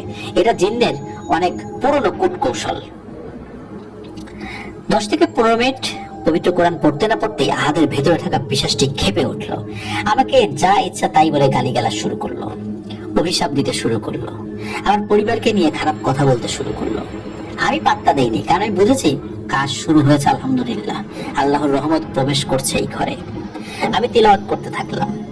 প্রায় 35 থেকে 40 মিনিট তিলাওয়াত করার পরে প্রথম আহাদের ভেতরে থাকা পিশাচটি আমাকে থামার জন্য অনুরোধ করলো। এ যাবৎকাল পর্যন্ত যতবার রুকিয়া করার চেষ্টা করা হয়েছে, কখনোই ওই জিনিসটি থামার জন্য অনুরোধ করেনি। এবারই প্রথম সে অনুরোধ করলো, কিন্তু আমি থামিনি। আরো কিছুক্ষণ পড়ার পর সে কেঁদে উঠলো আর আমাকে বলল, আর পড়িস না, আমার শরীর পুড়ে যাচ্ছে, আর পড়িস না। আমি না থেমে পড়তে লাগলাম। আরো প্রায় 20 মিনিট পড়ার পরে হাত চিৎকার দিয়ে মাটিতে পড়ে অজ্ঞান হয়ে যায়। রফিক মামা আমাকে জিজ্ঞেস করলেন, বাবা কিছু করতে পারছো? শয়তানটা কি গেছে? আমি রফিক মামাকে বলি, না মামা, এখনো যায়নি, একটু সময় লাগবে। এখন আমি তাকে পবিত্র কোরআনের মাধ্যমে বুঝিয়ে দিলাম যে কোনো শয়তানি ক্ষমতা আল্লাহ সুবহানাহু ওয়া তাআলার রহমতের সামনে কিছুই নয়। এখন সে যায়নি বটে, তবে আহাদের শরীর থেকে দূরে আছে। আহাদ জ্ঞান ফিরলে আপনারা তাকে ভালো করে খাওয়া দাওয়া করান। এই পিশাচের সাথে লড়তে তার শরীরেরও শক্তির দরকার আছে। এতটুকু বলে আমি একটু ওয়াশরুমে গেলাম চোখে মুখে পানি দিয়ে আসতে। ফিরে এসে দেখি আহাদের জ্ঞান ফিরেছে এবং সে একটু অবাক হয়ে এদিক ওদিক সবার দিকে তাকাচ্ছে। আমি তার কাছে এসে পাশে বসে জিজ্ঞেস করলাম তার কেমন লাগছে। আহাদ বলল, আপনি কে হুজুর? আপনার নামটা একটু বলবেন? আপনাকে তো আমি চিনি, কিন্তু নাম জানি না। আমি তার কথা শুনে অবাক হয়ে যাই, কারণ এর আগে আমি কোনোদিনই এখানে আসিনি, আর তার সাথে কখনো দেখা হয়েছে বলেও আমার মনে পড়ে না। আমি নাম না বলে তাকে জিজ্ঞেস করলাম, ভাই তুমি আমাকে কিভাবে চেনো? তোমার সাথে কি আমার আগে কখনো দেখা হয়েছে? তখন আহাদ উত্তর দেয়, জানি না হুজুর, কিন্তু আপনাকে দেখে মনে হচ্ছে আমি আপনাকে কোথাও দেখেছি। আমি আর এটা নিয়ে কথা বাড়ালাম না। তাকে বললাম, থাক, তোমার এখন এসব ভাবতে হবে না, চলো অজু করে আমার সাথে নামাজ পড়বে। অনেক কষ্ট করে উঠে দাঁড়ালো তার বড় ভাইয়ের সাহায্যে। রফিক মামা আর তার ছেলেদেরকে নিয়ে আমি তাদের ঘরে আসরের সালাত আদায় করছিলাম। তখন আর আল্লাহর রহমতে কোনো সমস্যা হয়নি। ঈশার নামাজ মসজিদে আদায় করে আমি তাদের বাড়ির আশেপাশে একটু ঘুরে দেখছিলাম। হঠাৎ পেছন থেকে সালাম শুনে আমি ফিরে তাকাই, দেখি হামজা ভাই আমার পেছনে দাঁড়িয়ে। আমি সালামের উত্তর দিয়ে বললাম, আমি রুকিয়া করার সময় আপনি কি আশেপাশে ছিলেন? তিনি বললেন, হুজুর আমি তো আপনাকে আগেই বলেছি, আমাদের কেউ না কেউ সবসময় আপনার আশেপাশে থাকবে। আমার কাছে আপনার জন্য একটি বার্তা এসেছে আমাদের হুজুরের, মানে বড় দাদার কাছ থেকে। তিনি বলেছেন আজ রাত্রে আপনি যেন এই বাড়িতেই থাকেন এবং মধ্যরাতে আরেকবার আহাদের রুমে রুকিয়া করেন। আমরা সবাই থাকবো তখন। মনে রাখবেন, এবার রুকিয়া করার সময় ছেলের ভাই বাদে কাউকে সাথে রাখতে পারবেন না। অবশ্যই আগে নিজেকে ভালোভাবে আল্লাহ তাআলার কালাম দ্বারা পবিত্র করে নেবেন। আমি সম্মতি জানালে হামজা ভাই চলে যান। খাওয়া দাওয়ার পরে আমার অনুরোধে সেদিন রাতে রফিক মামার সম্মতি নিয়ে আরমানের ঘরে রুকিয়া সেশন হওয়ার ব্যবস্থা করা হলো। আগেই ঘরের সবাইকে জানিয়ে দিয়েছি আরমান ভাই ছাড়া ওই সময়ে আমার সাথে কেউ থাকতে পারবেন না। সেভাবে সবকিছু ঠিকঠাক ব্যবস্থা করা হলো। আহাদকে রাতের খাবার খাইয়ে আরমান ভাইয়ের রুমে ঘুম পাড়িয়ে দেওয়া হলো। আমি অপেক্ষা করছিলাম সঠিক সময়ের। এমন সময় আরমান ভাই আমতা আমতা করে আমার পাশে এসে বললেন, হুজুর, আপনাকে একটা কথা বলার ছিল। আমি তাকে জিজ্ঞেস করলাম, কি বিষয়ে? তিনি বললেন, হুজুর, আহাদের এইসব সমস্যা শুরু হওয়ার বেশ কিছুদিন পরে আমি একটি জিনিস খেয়াল করেছি। আহাদের ঘাড়ের পেছনে কিছুদিন যাবৎ কেমন যেন একটা দাগ পড়েছে। একটা একটা দিন যাচ্ছে আর আস্তে আস্তে সেটা যেমন গাঢ় হয়ে ফুটে উঠেছে। আপনি একটু দেখলে ভালো হয়। আপনার সাথে দেখা করতে গিয়েছিলাম তখন বলতাম, কিন্তু ভরসা পাইনি। আমি বললাম, আচ্ছা, আমি দেখবো। আপনি যান, উজু করে আসেন, আমাদের প্রায় সময় হয়ে যাচ্ছে। এই কথা বলার পর আরমান ভাই উঠে উজু করতে চলে যান। ঠিক তখনই প্রায় সাথে সাথে সারা ঘরে বিশ্রী পচা গন্ধে ভরে যায়। সাথে সাথে আমি আয়াতুল কুরসি পাঠ করতে করতে চেয়ার থেকে উঠে দাঁড়াই এবং রুমের সেই বৈদ্যুতিক আলোতেই দেখতে পাই আহাদ খাটে ঘুমাচ্ছিল। তার চারপাশে নিচে বেশ কয়েকটি বিশাল মাকড়সা খাটের চারপাশে ঘুরছে এবং মুখ দিয়ে সাদা সাদা এক জাতীয় তরল মুখ থেকে বের করে খাটের আশেপাশে মেখে দিচ্ছে। আমি এই দেখে একটু সামনে এগোতে যাব, এমন সময় আমার ঘাড়ের পেছন দিকে চেপে ধরে কেউ, যেন আমাকে প্রায় এক হাত শূন্যে তুলে ফেললো। আর কেমন জানি পেছন থেকে হিংস্র জানোয়ারের মতো আওয়াজ করছিল। হয়তো ওই অবস্থায় 10 থেকে 15 সেকেন্ড ছিলাম। হঠাৎ তখন রুমের দরজা খোলার আওয়াজ পাই এবং সাথে সাথে সেই সত্তাটি আমাকে ছেড়ে দেয়। মাটিতে পড়ে যাওয়ার আগে দেখলাম বামন আকৃতির কালো লোমশ কিছু একটা আমার পাশ দিয়ে প্রায় চোখের পলকে মাকড়সার মতো যার হাত পা ছড়িয়ে দ্রুত খাটের নিচের দিকে চলে গেল। আমি টের পেলাম আমার হাত ধরে কেউ একজন একটানে আমাকে দাঁড় করিয়ে দিলেন। পেছনে ফিরে দেখি হামজা ভাই, রেহমান ভাই, সাদিক ভাই সহ আরো প্রায় 5-6 জন। এরা সবাই বড় দাদার অনুগত জিন। তারা ঘরের ভেতরে প্রবেশ করলেন। আমি বেশ সাহস পেয়ে গেলাম আল্লাহর রহমতে। রেহমান ভাই বললেন, আর দেরি করা যাবে না, আপনি রুকিয়া শুরু করেন, বাকিটা আমরা দেখছি। আমি রেহমান ভাইয়ের কথা মতো পবিত্র কোরআন খুলে পড়তে শুরু করলাম। এমন সময় সামনে তাকিয়ে দেখি আহাদ খাটে উঠে দাঁড়িয়েছে এবং বলছে, এই হুজুর, এগুলো বন্ধ কর আর এদেরকে চলে যেতে বল, তা না হলে এই ছেলেকে এখানে জানে মেরে ফেলবো। আমি কথা না শুনে পড়ে যেতে লাগলাম। এর মাঝে রেহমান ভাই সহ সবাই খাটের চারপাশ ঘিরে দাঁড়িয়ে গেছে, কিন্তু তারা কেউ খাটের উপরে যেতে পারছে না। সাদিক ভাই হঠাৎ বলে ওঠেন, হুজুর, আপনি পড়তে পড়তে বিছানায় উঠে তার কপালে পবিত্র কোরআন ছুঁয়ে দিন। একথা শুনে আহাদের ভেতরে থাকা সত্তাটি চিৎকার করে বলে ওঠে, খবরদার হুজুরের বাচ্চা, কাছে আসলে একে কিন্তু মেরে ফেলবো, তোর পুরো পরিবার ধ্বংস করে দেব। তুই জানিস না আমি কে, কিন্তু এরা কিন্তু ভালো করে জানে যে আমি কে। এরা সবাই জানে। এই বেঈমানের দল, তোরা জানিস না যে আমার কিছু হলে তোরা কেউ তার কাছ থেকে বাঁচবি না? রেহমান ভাই বললেন, কার কাছ থেকে বাঁচবো না বাঁচবো সেটা তোর মতো নোংরা কারো কাছ থেকে আমরা শুনতে চাই না। আমরাও চাই তোর সেই নোংরা কুৎসিত প্রভু এবার বাইরে আসুক। অনেক খুঁজেছি তোদেরকে আমরা, কিন্তু এতদিন ধরে কাপুরুষ শয়তানের মতো লুকিয়েছিলি। কিন্তু দেখ আমার আল্লাহ তাআলার ক্ষমতা, যে ইনসান জাতিকে তার প্রভু কোনোদিন মূল্য দেয়নি, নিজের পাপিষ্ঠ কাজে বলি দিয়েছে, যাকে ইচ্ছা তার ক্ষতি করেছে। আর সেই ইনসানদের একজন মহান আল্লাহ তাআলার হেদায়েতপ্রাপ্ত একজন বান্দাকে দেখে তোর রূহ কেঁপে উঠেছে। ভেবে দেখ, মালাকুল মউত তোর সামনে আসলে কি করবি? তৈরি হ শয়তান। আমাদের উপরে আদেশ আছে তোকে এখন থেকে যেন জীবিত কোনোভাবেই আমরা কাজ করতে না দেই এবং এখান থেকে তোকে জীবিত বের হতে না দেই। সেইভাবে প্রস্তুত হয়েই আমরা এসেছি। ডাক তোর সেই কাপুরুষ প্রভুকে, দেখ তোকে আজ বাঁচাতে আসে কিনা। আমি রেহমান ভাইয়ের কথা কিছুই বুঝতে পারছিলাম না। আমি শুধুই পড়ে যাচ্ছিলাম আর এক পা করে সামনে যাচ্ছিলাম। হঠাৎ আহাদ চিৎকার থামিয়ে বিছানায় লুটিয়ে পড়লো আর দেখলাম রেহমান ভাইয়া সবাই তাদের পাঞ্জাবের ভেতর থেকে মোটা মোটা কিছু শেকল বের করে দাঁড়ালো। আমাকে হামজা ভাই বললেন, হুজুর, আপনার কাজ শেষ, আপনি কষ্ট করে ছেলেটাকে নিয়ে ঘর থেকে বের হয়ে যান। আমি দেরি করিনি, টেবিলের উপরে পবিত্র কোরআন শরীফ রেখে আহাদকে নিয়ে রুম থেকে বের হয়ে আসি। মায়ের এসে দেখি আরমান ভাই মেঝেতে অজ্ঞান হয়ে পড়ে আছেন আর বাসার সবাই ঘুম। এত কিছু হয়ে যাচ্ছে, এদিকে কেউ কিছু টের পাইনি। আমি অবাক হলাম। আহাদকে আরমান ভাইয়ের পাশের সোফাতে বসিয়ে দিয়ে আমি উঠে দাঁড়াই।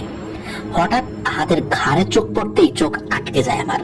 আহাদের ঘাড়ের পেছনে উল্টো করে একটি ত্রিভুজের মতো আঁকা চিহ্নটি দেখে আমার মনে হলো আমি এটা আগেও দেখেছি, কিন্তু কোথায় মনে করতে পারিনি। এর মধ্যে মনে হচ্ছিল আরমান ভাইয়ের রুমের ভেতরে ভয়ঙ্কর রকমের মারামারি ধস্তাধস্তি হচ্ছে। মনে হচ্ছিল সেই রুমে কোন এক ভয়ঙ্কর ক্রোধে ফেটে পড়া জানোয়ারকে সবাই মিলে মেরে মেরে শান্ত করছে। একটু পরপর শোনা যাচ্ছিল ভয়ঙ্কর স্বরের আর্তনাদ। এভাবে অনেকক্ষণ মারামারি চলেছিল সেদিন। বেশ কিছুক্ষণ পর আমি দেখলাম রেহমান ভাইয়েরা গলায় হাতে পায়ে শিকল পরিয়ে বেটে কালো উলঙ্গ লোমশ একটি সত্তা, যার চোখ ছিল মাকড়সার চোখের মতো। নাকের উপর থেকে সারা কপাল জুড়ে শুধু কালো কালো ছোট ছোট অসংখ্য চোখ। তার নাক বলতে কিছু ছিল না, নাকের স্থানে শুধু দুটি ছিদ্র ছিল। কিন্তু ঠোঁটের দিকটা মানুষের মতো, যা তার চেহারাকে আরো আরো ভয়ঙ্কর করে তুলেছিল। এমন ভয়ানক আকৃতি সেই পিশাচকে টেনে হিচড়ে ঘর থেকে বের করছেন সবাই। আর সেই পিশাচটি চিৎকার করে অদ্ভুত এক ভাষায় উপরের দিকে তাকিয়ে কিছু বলছিল। আমি কিছুই বুঝতে পারছিলাম না। হঠাৎ তার চিৎকারের মধ্যে একটি নাম আমার কানে আটকে যায়, ভেলাত কাফরিয়ান। বিদ্যুতের চমকের মতো সাথে সাথে আমার মনে পড়ে যায় আহাদের ঘাড়ের পিছনে থাকা উল্টো ত্রিভুজাকৃতি সে চিহ্ন আমি আমার বড় মামা মরহুম সুলাইমান শেখের ঘাড়ে দেখেছিলাম তার মৃত্যুর মাস 3 আগে। তার মুখেও শোনা গিয়েছিল এই নাম, ভেলাত কাফরিয়ান। আমি সাথে সাথে উঠে রেহমান ভাইদের পেছনে যেতে চাইলে হামজা ভাই পেছন ফিরে আমাকে বলেন, সুফিয়ান, আপনি এই বিষয়ে আমাদের হুজুরকে জিজ্ঞেস করে নেবেন। এখন আপনি এই পরিবারের বালা মুসিবত কেটে যাওয়ার জন্য কিছু আমল করে নিন। আমরা এই শয়তানকে হুজুরের কাছে নিয়ে যাচ্ছি। এই বলে ওরা সবাই বের হয়ে চলে যান। ওরা যাওয়ার 5 মিনিটের মধ্যে ঘরের সবার ঘুম ভাঙে। আমি বুঝতে পারি ওনাদের হয়তো রেহমান ভাইয়েরা ঘুম পাড়িয়ে রেখেছিলেন। আর আরমান ভাইয়ের রুমে গিয়ে দেখি সারা ঘরে ছোট বড় বিভিন্ন সাইজের মাকড়সা মরে পড়ে আছে। আর সারা ঘরে এদিক সেদিক ছোপ ছোপ রক্ত। এইসব দেখে বাড়ির সবাই ভয় পেয়ে যান। আমি তাদেরকে জানাই, আল্লাহ তাআলা আপনাদের পরিবারের উপর রহমত করেছেন, ভয় নেই, বিপদ ইনশাল্লাহ কেটে গেছে। আহাতকে নিয়ে গোসল করান, এতিম মিসকিনদের ভালো খাবারের সহিত আরো কিছু উপঢৌকন দিয়ে দিয়েন আপনাদের সাধ্য অনুযায়ী। আপনাদের উপকার করতে গিয়ে যে হুজুর বিপদে পড়েছেন তার চিকিৎসার ব্যবস্থা করুন, তাকে আর্থিকভাবে সাহায্য করুন। ইনশাল্লাহ আর কোনো সমস্যা হবে না। এরপরে আহাত আলহামদুলিল্লাহ আল্লাহ তাআলার দয়াতে সুস্থ হয়ে উঠেছিল।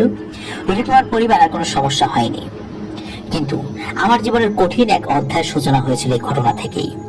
আমি জানতে পারি বড় দাদার অধীনে পরবর্তীতে সেই পিশাচ জিনদের আইন অনুযায়ী বা পিশাচের যে জিনটাকে আটক করা হয়েছিল, পিশাচকে জিনদের আইন অনুযায়ী বিচার করে সব সর্দারদের সম্মতিতে তাকে মৃত্যুদণ্ড দেওয়া হয়েছিল।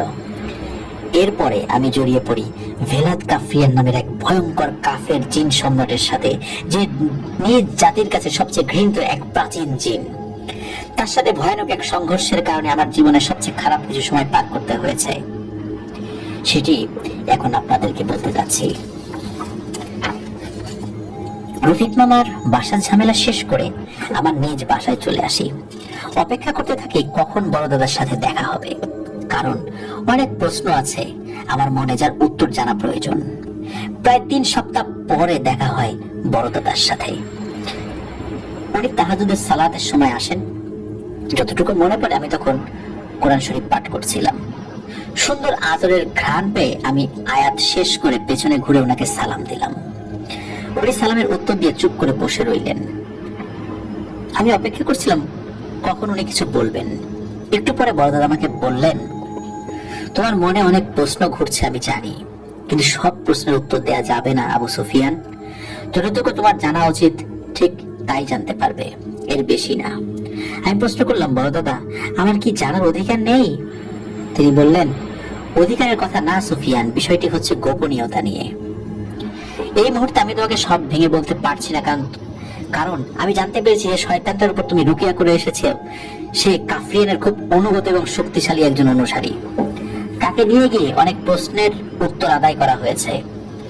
আহাদের কাজের মাধ্যমেও তুমিও আমাদের মতো কাফরিয়ানের সাথে এক যুদ্ধে নেমে পড়েছো। তাই তোমার খুব সাবধান থাকতে হবে। আমি জিজ্ঞেস করলাম, বড় দাদা আপনি কিছু করছেন না কেন এই বিষয়ে? বড় দাদা বললেন, তুমি হয়তো মনে করো জিনেরা অনেক কিছুর ক্ষমতা রাখে। আস্তাগফিরুল্লাহ, ভুলেও কোনোদিন এমন চিন্তা মাথায় আসতে দেবে না, এতে তোমার ঈমান দুর্বল হয়ে যাবে। মহান আল্লাহ রব্বুল আলামিন আমাদেরকে অল্প বিস্তার ফারাক করেছেন ইনসানদের কাছ থেকে, যেটা এমন বড় কিছু না। কিন্তু কিছু ইনসান আছে যারা জিনদেরকে সেই ফারাকটাকে অনেক বড় কিছু মনে করে, এবং নির্দিষ্ট কিছু শয়তান সেই মনে করার সুযোগ নিয়ে খারাপ হারাম কাজে লিপ্ত হয় এবং নির্দিষ্ট পাপিষ্ঠ বিপথে পরিচালিত কিছু মানুষের আনুগত্য গ্রহণ করে, নিজেদের শয়তানি কার্যক্রম দিনে দিনে বাড়াতে থাকে। এমনই এক শয়তানের নাম ভেলাদ কাফরিয়ান, যে নামের সাথে তুমি ভিন্ন ভিন্ন দুটি সময় পরিচিত হয়েছ, যার সম্পর্কে জানতে তুমি অনেকদিন অপেক্ষা করেছো। হ্যাঁ, তোমার মামার মুখে শোনা সেই নাম এবং আহাদের সাথে থাকা পিশাচের মুখে শোনা সেই নাম একই জিনের। সে একজন কাফির, পথভ্রষ্ট, অত্যাচারী, ক্ষতিকারক এক জিন। শুধু ইনসান জাতির ক্ষতি করেছে এমন না, সে আমাদের জাতির অনেক মুসলিম জিনকে নির্মম ভাবে হত্যা করেছে। খুবই ভয়ানক, নিষ্ঠুর ভাবে হত্যা করা হয়েছে অসংখ্য নিরপরাধ জিনকে। শুধু মুসলিম জিনকে হত্যা করে সে ক্ষান্ত হয়নি, অন্য ধর্মেরও বিভিন্ন জিনদেরকে সে নিষ্ঠুর ভাবে, নির্মম ভাবে হত্যা করেছে। শুধু আমি না, আমার সাথে অনেক সর্দার এবং তার জাতির জিনেরা এই শয়তানকে অনেক দিন ধরে খুঁজে চলেছে। অবশেষে তোমার ওসিলায় আমরা তার খোঁজ পেয়েছি, আলহামদুলিল্লাহ। আরো কিছু খোঁজ খবর লাগবে আমার, এরপরে আমি রব্বুল আলামিনের দয়ায় এর বিরুদ্ধে ব্যবস্থা নেব। তোমাকে আমি জানাবো কখন, কিভাবে, কি করতে হবে। ধৈর্য হারিয়ে ফেলো না, দয়া ভিক্ষা চাও মহান আল্লাহ রব্বুল আলামিনের কাছে, তিনি যেন আমাদের সকলকে তার রহমতের ছায়ায় ঢেকে দেন, আমিন। আজ আমি আসি, অপেক্ষায় থাকো। আমি যদি নাও আসতে পারি, আমার যদি কখনো মৃত্যু হয়ে যায়, আমার অনুগতদের কেউ এসে তোমাকে খবর জানিয়ে যাবে ইনশাল্লাহ। কারণ হায়াত মউত সবকিছু আল্লাহ সুবহানাহু ওয়া তাআলার হাতে, কে কখন মারা যাবে জানি না। এতটুকু বলে বড় দাদা বিদায় নিয়ে সেদিনের মতো চলে গেলেন। আমি আগের মতোই অন্ধকারে পড়ে রইলাম, কারণ হালকা পরিচয় পেয়েছি সেই শয়তানের, এটা ঠিক, কিন্তু আমার করণীয় সম্পর্কে কোনো ধারণাই দেওয়া হয়নি আমাকে। এরপরে বেশ কিছুদিন কেটে যায়, আমি আমার নিত্যদিনের কাজকর্মে ব্যস্ত হয়ে যাই। এমনই এক হাটবারের দিন বাজার থেকে সদাই কিনে বাড়ি ফিরছিলাম। সময়টা মাগরিবের পরে, কিন্তু এশার একটু আগে। বৃষ্টিবাদলার দিন ছিল সেদিন, রাস্তায় কাদায় মাখামাখি। এর মাঝেই হেঁটে হেঁটে বাড়ি ফিরছিলাম। হঠাৎ বাড়ির কাছাকাছি এসে আমার মন কেমন যেন একটু সতর্ক করে দিল আমাকে। আমি আয়াতুল কুরসি পড়তে শুরু করলাম, আশেপাশে সতর্ক নজর রেখে এগোচ্ছিলাম। আরেকটু এগোতেই আমার বাড়ির সীমানার বাইরে একটি জামরুল গাছের পেছনে চোখ পড়তে আমি দাঁড়িয়ে যাই। আনুমানিক 8 থেকে 9 ফুট উচ্চতার একটি কালো আলখেল্লা পরিহিত অবয়ব গাছের পেছনে আড়াল নিয়ে দাঁড়িয়ে আছে। আমি যেখানে ছিলাম সেখান থেকে তার উদ্দেশ্যে সালাম দিলাম, কিন্তু সেই অবয়বটি সালামের উত্তর না দিয়ে আমার দিকে একটি পুটলি জাতীয় কিছু ছুঁড়ে মারে। আমি একটু পিছিয়ে এসে তার উদ্দেশ্যে বলি, কে পাঠিয়েছে আপনাকে? এর মধ্যে কি আছে? সে উত্তর দিল, তোর জন্য উপহার পাঠিয়েছে, সামনে আরো পাবি। এটা বলে অবয়বটি গাছের সম্পূর্ণ আড়াল নিয়ে কোথায় যেন চলে গেল চোখের পলকে। আমি সেই জিনিসটি হাতে স্পর্শ না করে সেটা রেখে দ্রুত বাড়িতে গিয়ে বাজারের ব্যাগ রেখে একটা বস্তা নিয়ে ফিরে আসি। সেই জিনিসটি বস্তায় পুরে এশার সালাতের উদ্দেশ্যে মসজিদের পথে যাত্রা শুরু করি। মসজিদে পৌঁছে দরজার বাইরে বস্তাটি রেখে আমি এশার জামাত শেষ করি। সালাত শেষে বসে একটু জিকির করছিলাম, তখন আমাদের মসজিদের মুয়াজ্জিন সাহেব এসে আমাকে বললেন, হুজুর, বারান্দায় বস্তায় কি নিয়ে আসছেন? আমি বললাম, বস্তায় কি আছে আমি এখনো দেখিনি, কিন্তু কোনো সমস্যা হয়েছে কি? উনি বললেন, আপনি আসেন, এসে নিজেই দেখেন। আমি দ্রুত ওনার সাথে বাইরে যাই। গিয়ে দরজার বাইরে বস্তার নিচ থেকে বের হওয়া রক্তে লাল হয়ে উঠেছে জায়গাটি, সেটি দেখতে পেলাম। সাথে সাথে আমি উঠে মসজিদের ওযুখানায় গিয়ে বালতি করে পানি এনে বস্তাটি সহ মুয়াজ্জিন সাহেবকে নিয়ে মসজিদ থেকে আরেকটু দূরে চলে যাই, সাথে একটা লাইট নেই। এরপরে বালতির পানিতে দোয়া কালাম পরে ফু দিয়ে সেই পুটলিটা পানিতে ডুবিয়ে দেই। আমার মন বলছিল ভেতরে যাই আছে সেটা ভালো না। পানিতে ডুবিয়ে রাখা অবস্থায় আমি সেটা খুলে ফেলি, আর যেটা বের হয় সেটা দেখে আমি এবং মুয়াজ্জিন সাহেব দুজনই বেশ অবাক এবং ভয় পাই। ভেতরে একটি শূকরের কাটা মাথা, যেটা নিচ দিয়ে তখন রক্ত পড়ছিল ফোঁটায় ফোঁটায়। কিছু নারী ভুঁড়ি আর এক টুকরো সাদা কাপড় মুড়িয়ে কালো সুতো দিয়ে বেঁধে রাখা হয়েছে সেই নারী ভুঁড়ির সাথে।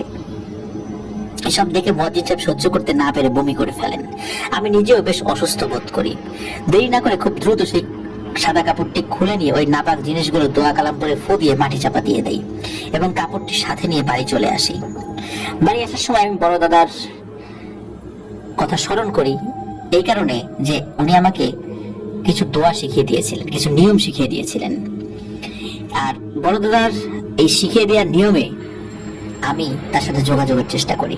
বাড়িতে এসে আমি আমার নামাজের ঘরে যাই এবং সেই কাপড়ের টুকরোটি রেখে এসে ওযু করে ঘরে ঢুকি। রাত্রে খাওয়া দাওয়া শেষে এসে ঘুমানোর চেষ্টা করি, কিন্তু অনেকক্ষণ এপাশ ওপাশ করে ঘুম আসছে না দেখে উঠে নামাজ ঘরে চলে যাই। বেশ কিছুক্ষণ পবিত্র কোরআন শরীফ তেলাওয়াত করে একটু জিকির করছিলাম, ঠিক তখন দেখি বড় দাদা ঘরে ঢুকলেন, সাথে আরো 4-5 জন এসেছেন। আমি সালাম বিনিময় করে বড় দাদাকে জানালাম সন্ধ্যার সেই ঘটনা। এরপরে কাপড়ের টুকরোটি তার হাতে দিলাম। উনি কালো সুতো খুলে কাপড়টি মেলে ধরলেন, ভেতরে কিছু লেখা ছিল। দেখতে পেলাম যে লেখা পড়ার সময় বড় দাদা সুন্দর সাদা দাড়ির সেই নুরানি সুরতখানি কেমন যেন চিন্তিত হয়ে উঠছিল। লেখাটা পড়া শেষ করে তিনি কাপড়খানি রহমান ভাইয়ের হাতে দিয়ে বললেন, রহমান, এই লেখা নিয়ে যাও, সব সর্দারদের দেখাও, তাদেরকে বলো তৈরি হতে, কিন্তু আমার আদেশ ছাড়া কেউ যেন আগে থেকে কোনো আক্রমণ না করে। রহমান ভাই বের হয়ে যেতে বড় দাদা আমাকে বললেন, সুফিয়ান, ওই কাপড়ে হুমকি দেওয়া হয়েছে, তোমার খুব সাবধান থাকতে হবে, নিজের পরিবারের প্রতি খেয়াল রাখবে, বিশেষ করে বাচ্চাদের প্রতি। কাফরিয়ানের পক্ষ থেকে এসেছে ওই বার্তা। এখন থেকে এই ঝামেলার কোনো নিষ্পত্তি না হওয়া পর্যন্ত তোমার পরিবারের কাউকে বাড়ির সীমানার বাইরে যেতে দেবে না, কঠোরভাবে নিষেধ করবে। আমি যেভাবে বলছি ঠিক সেভাবে বাড়ির সীমানা বন্ধ করে দেবে। কিছুদিনের মধ্যে তোমার সাথে একজন রাকি যোগাযোগ করবেন, যোগাযোগ করা হলে তুমি অবশ্যই সেখানে যাবে, চিন্তা করো না। তোমার অনুপস্থিতিতে তোমার পরিবারের হেফাজতের জন্য আমার অধীনস্থদেরকে আমি সেখানে মোতায়েন করব। বাকিটা সবকিছুই আল্লাহ সুবহানাহু ওয়া তাআলার হাতে, আর আল্লাহর রহমতের অপেক্ষায় থাকতে হবে আমাদের। আরো কিছুক্ষণের জন্য আমার অধীনস্থদেরকে এখানে রেখে দিচ্ছি, সবাই তোমার সাথে কথা বলবে।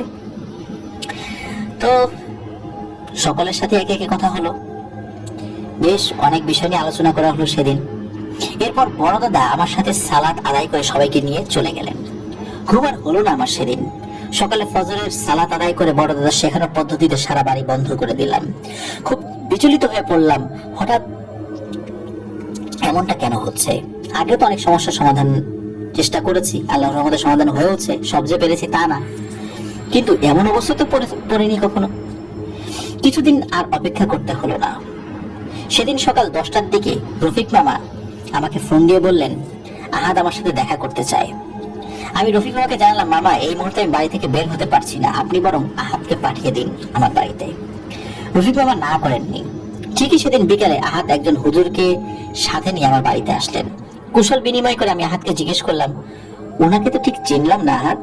আহাদ বলল, সুফিয়ান ভাই, ওনার নাম আতাউল্লাহ সিদ্দিক, উনি পেশায় আপনার মতো একজন রাকি। উনি আমার পরিচিত এক মেয়ের চিকিৎসা করছেন, কিন্তু কোনোভাবেই পেরে উঠছেন না। ওই মেয়ের ভাইয়ের সাথে আমার কথা হওয়ার পর তিনি সিদ্দিক হুজুরের সাথে আমাকে পরিচয় করিয়ে দেন। আমি সিদ্দিক হুজুরকে আপনার কথা বলি, এটাও বলি আপনি কিভাবে আমার চিকিৎসা করে সারিয়ে তুলেছেন আল্লাহর রহমতে। আমার কথা শুনে সিদ্দিক ভাই আপনার সাথে দেখা করতে চান, তাই নিয়ে এলাম ওনাকে। সুফিয়ান ভাই, আপনি দয়া করে মেয়েটিকে সারিয়ে তোলার ব্যবস্থা করেন। আমি আহাদকে জিজ্ঞেস করলাম, মেয়ের নাম কি ফারজানা? আমার প্রশ্নে আহাদ বেশ লজ্জা পেল। আমি একটু হেসে সিদ্দিক ভাইয়ের দিকে তাকিয়ে জিজ্ঞেস করলাম, ভাই কি হয়েছে বলুন, কি এমন সমস্যা হয়েছে যে আপনি রুকিয়া করতে পারছেন না? সিদ্দিক ভাই শুরু করলেন, ভাইজান, শুরুতে বলি আমি এসব কাজে নতুন না, অনেকদিন ধরেই জিনের সমস্যা নিয়ে কাজ করছি, কিন্তু এই ফারজানা মেয়েটার মতো সমস্যা আমি আগে কখনো দেখিনি। প্রথম দিন আমি যখন তার চিকিৎসা করতে যাই তখন সে কোনো কথাই বলেনি, আমার কোনো কথার উত্তরও দেয়নি। কিন্তু পরের দিন আমি যখন তাকে প্রশ্ন করি, সে আমার প্রশ্নের উত্তর না দিয়ে আমার পরিবারের সকলের তথ্য শুনিয়ে দিল আমাকে, এমনকি আমার পরিবারে যারা দূরে থাকে তারা কে কি করছে সেটা সহ। আমি ঘাবড়ালাম না, বুঝতে পেরেছি বেশ বদ এবং শক্তিশালী শয়তান এটা, তাই একটু ভিন্ন পথে রুকিয়া করার চেষ্টা করি। ঠিক তখন আমার মনে হলো অদৃশ্য গরম কিছু আমার ঘাড়ে চেপে ধরা হয়েছে। যন্ত্রণায় চিৎকার করে আমি সেখানেই মাটিতে ছটফট করি কিছুক্ষণ। ফারজানার পরিবারের লোকেরা আমাকে ধরে ঘরের বাইরে নিয়ে যান। বাইরে বের হতেই আমি একটু সুস্থতা বোধ করি। সেদিনের মতো আমি বাড়ি ফিরে যাই। বাড়ি ফিরে আসার পর আমার স্ত্রী লক্ষ্য করে আমার ঘাড়ের পেছনে এই চিহ্ন। এটা বলে সিদ্দিক ভাই তার ঘাড়ের পেছনের দিকটা আমাকে দেখালেন। সেই উল্টো করা ত্রিভুজ আঁকা। আমি একটু চিন্তায় পড়ে গেলাম। সিদ্দিক ভাই আবার বলতে শুরু করলেন, সেদিনের পর থেকে আমি নিজেও খারাপ স্বপ্ন দেখতে থাকি, রাতে ঘুমানোর সময় শরীর বন্ধ করে ঘুমাই, কিন্তু কিছুই ঠিক হচ্ছে না। আমার উপকারী এক জিন আছেন, প্রথম দিন তাকে খোঁজ নিতে বলেছিলাম, কিন্তু তিনিও এরপরে আমার সাথে আর দেখা করেননি।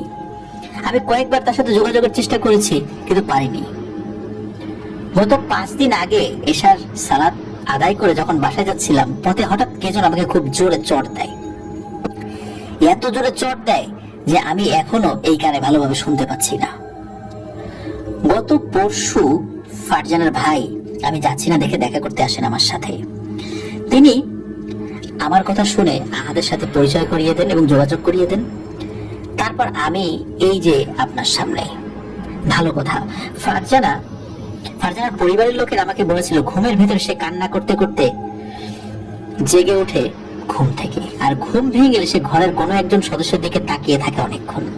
মাঝে মাঝে তার ভাইয়ের দিকে, মাঝে মাঝে তার বাবার দিকে, আবার কখনো অন্য লোকের দিকে তাকিয়ে থাকে, আবার কখনো তার মায়ের দিকেও তাকিয়ে থাকে, অর্থাৎ নির্দিষ্ট কাউকে লক্ষ্য করে নয়।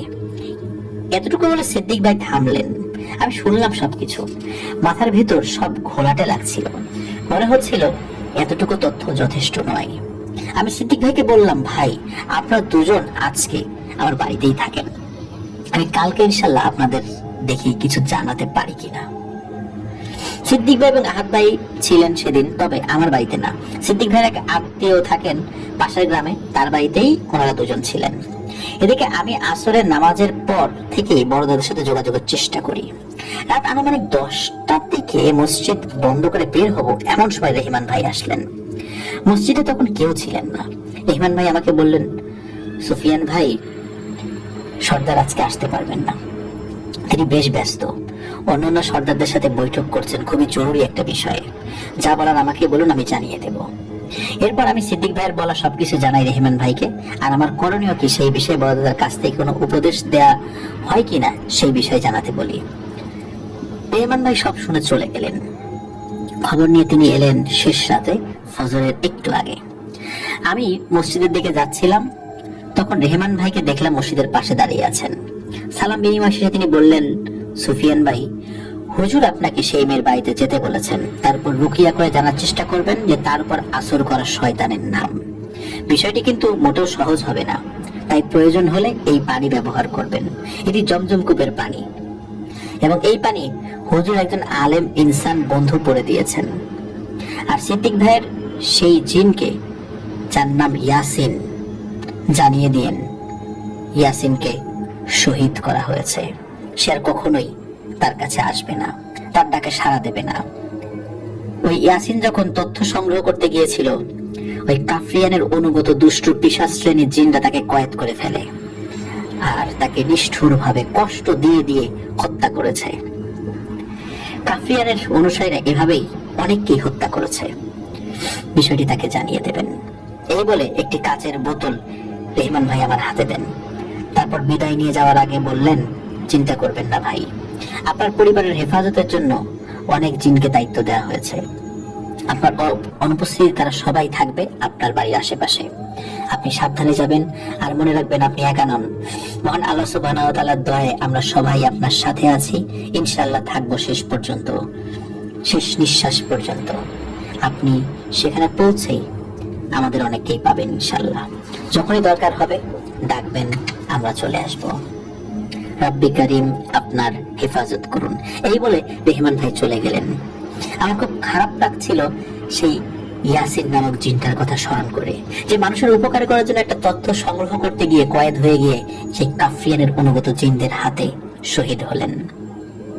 কি বলবো সিদ্দিক ভাইকে গিয়ে বুঝে উঠতে পারছিলাম না। আমি মসজিদে গিয়ে সালাত আদায় করে মুয়াজ্জিন সাহেবকে দায়িত্ব বুঝিয়ে দিলাম। সকালে আহাদ এবং সিদ্দিক ভাই আসলে তাদেরকে জানালাম সব কথা। জিনের এই কথা শুনে সিদ্দিক ভাই কি বলবেন বুঝতে পারছিলেন না। যাই হোক, প্রথমে ভালো কথা বলেছিলাম, সিদ্দিক ভাই শুনে খুশি হয়েছিলেন। তিনি বলেন, ভাই আমি মনে মনে চাইছিলাম যে আপনি যেন আমাদের সাথে যান। আলহামদুলিল্লাহ, ধন্যবাদ। আমি বললাম, ধন্যবাদ লাগবে না সিদ্দিক ভাই, আপনার জন্য আরেকটি খারাপ খবর আছে। আপনার উপকার করতেন যে জিন, তার নাম কি ইয়াসিন, সিদ্দিক ভাই আশ্চর্য হয়ে হাসূচক মাথা নাড়লেন। আমি বললাম, তাকে হত্যা করা হয়েছে, আপনি তার জন্য আল্লাহ রাব্বুল আলামিনের কাছে দোয়া করবেন। সিদ্দিক ভাই জিজ্ঞেস করলেন, ভাই আপনি কিভাবে জানলেন? আমি উত্তর দিলাম, আপনার মতো আমাকেও বেশ কয়েকজন মুসলিম জিন সাহায্য করেন, তারাই জানালেন। একথা শুনে সিদ্দিক ভাই কান্নায় ভেঙে পড়লেন। আমি বুঝতে পারলাম যে তাদের দুজনেরই অনেক দিনের বন্ধুত্ব ছিল। তাকে কিছু সান্ত্বনা দেওয়ার বৃথা চেষ্টা করলাম। একটু স্বস্তির হলে বললাম, আহাদ ভাই তুমি তোমার বাড়ি চলে যাও, আমি আর সিদ্দিক ভাই ফারজানার বাসার উদ্দেশ্যে রওনা হব। এই বলে আমি ঘরে গেলাম। আমার স্ত্রীকে সব বুঝিয়ে দিয়ে বের হয়ে এলাম বাড়ি থেকে। রওনা ধরলাম এক অনিশ্চিত যুদ্ধের দিকে। ফারজানার বাসায় পৌঁছতে আমাদের জোহরের ওয়াক্তের সালাত পথে আদায় করতে হয়। তার বাবার বাড়ি মংলাতে। জায়গার নামটি এতদিন পরে সঠিকভাবে মনে করতে পারছি না, তবে গ্রামটি মংলা সদর থেকে 2 কিলোমিটার দূরে হবে। ফারজানার বাবা মঞ্জুরুল আলম এলাকার বেশ গণ্যমান্য ব্যক্তি। তিনি সদ্য সাবেক হওয়া চেয়ারম্যান, মানে পূর্বের চেয়ারম্যান ছিলেন। আমি সিদ্দিক ভাইয়ের সাথে যখন তাদের বাড়ির গেটের সামনে পৌঁছাই তখন খেয়াল করি এই বাড়ির আশেপাশের গাছগাছালিতে কোনো পাখির বা প্রকৃতির কোনো সারা শব্দ নেই। বিষয়টা আমি সিদ্দিক ভাইয়ের নজরে আনলাম। তিনিও খেয়াল করলেন এবং বললেন, ভাই আগেও এমন ছিল, তবে আমি খেয়াল করিনি, আজ আপনি বলার পরে চোখে পড়লো বিষয়টা, চলেন ভেতরে যাই। আমরা বাড়ির ভেতরে ঢুকবো তখন গেটের কাছ থেকে ভেতরে চিৎকার চেঁচামেচি শব্দ শুনতে পাই। গেট দিয়ে ভেতরে গিয়ে আমি উঠোনে দাঁড়াই। সিদ্দিক ভাই ভেতরে গিয়ে ফারজানার ভাই ও বাবাকে নিয়ে আসেন। আমরা একে অপরের সাথে সালাম বিনিময় করলাম। ফারজানার বাবা বললেন, হুজুর আসেন, ভেতরে এসে বসেন, মেয়ের চিকিৎসা চলছে, একটু শেষ হলেই আপনার সামনে নিয়ে আসবো। আমি জিজ্ঞেস করলাম, ডাক্তার এনেছেন নাকি? তিনি বললেন, না ডাক্তার না, ভালো একজন নাম করা কবিরাজ পটুয়াখালী থেকে এসেছেন। আমি বললাম, চাচা আমাকে নিয়ে চলুন, আমি দেখতে চাই কবিরাজ সাহেব কিভাবে কাজ করেন। মঞ্জু চাচা একটু ইতস্তত করলেও নিয়ে গেলেন আমাকে। ভেতরে গিয়ে অবস্থা দেখে আমার মাথায় রক্ত উঠে গেল।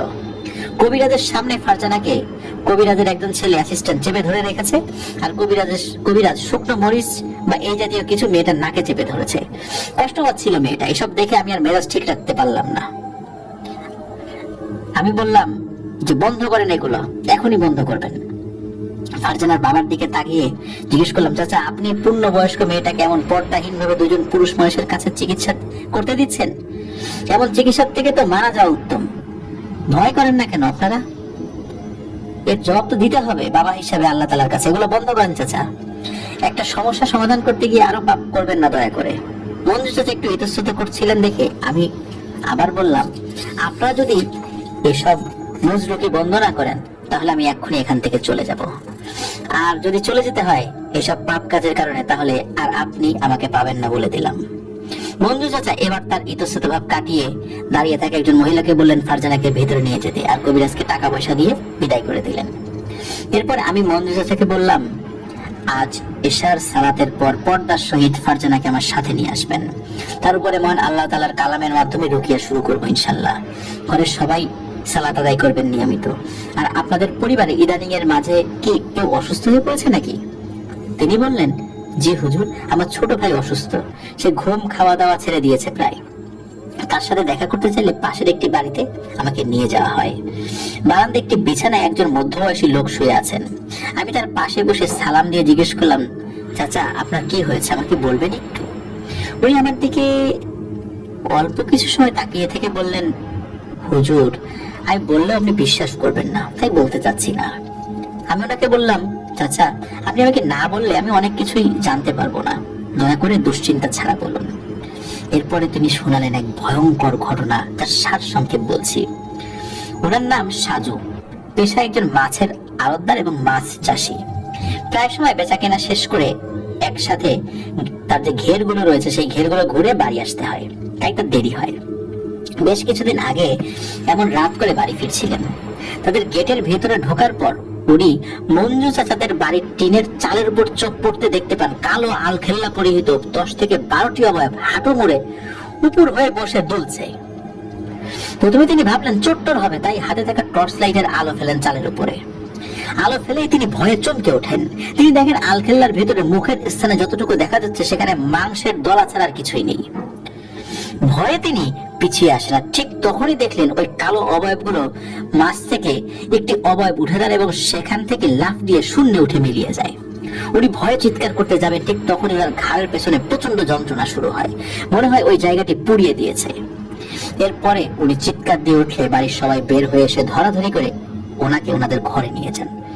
প্রচন্ড ব্যথায় তিনি ঘুমিয়ে পড়েন। সেদিন থেকে একটি স্বপ্ন প্রতিদিনই দেখছেন। তিনি ঘুমালেই দেখতে পান তার পরিবারের কেউ একজন মারা গেছে এবং ফারজানা সেই মৃতদেহর মাংস খুবলে খাচ্ছে, আর ফারজানার পেছন থেকে সেই কালো অবয়বগুলো দাঁড়িয়ে ঝুঁকে ঝুঁকে কিছু একটা বলছে। প্রতিবার ঘুমের সময় তিনি পরিবারের ভিন্ন ভিন্ন সদস্যকে মৃত অবস্থায় দেখতে পান, আর ফারজানাকে দেখেন তার শরীরে মাংস ভক্ষণ করতে। এই স্বপ্নের ভয়ে তিনি ঘুমাতে পারছেন না, খেতে পারছেন না, এমন একটা অবস্থা চলছে। সবচেয়ে বড় কথা হলো, রাত হলেই তিনি তার টিনের চালের উপর হাঁটা চলার শব্দ শুনতে পান। মাঝে একদিন তার মাথার কাছের জানালার ওপাশ থেকে একটি শব্দ শুনতে পান। তার মতে অ্যাজমা রোগীদের শ্বাস টান উঠলে যেমন শব্দ হয়, ঠিক তেমন শব্দ শুনে তিনি মাথা উঠিয়ে বাইরে তাকিয়ে দেখেন সেই কালো অবয়বটি দাঁড়িয়ে আছে। শব্দটি আসছে তার মুখের স্থানে যে মাংসপিণ্ড রয়েছে সেখান থেকে, আর সেই মাংসপিণ্ডটি নিঃশ্বাসের সাথে সাথে আমাদের বুক যেভাবে ওঠানামা করে ঠিক সেভাবে ওঠানামা করছে।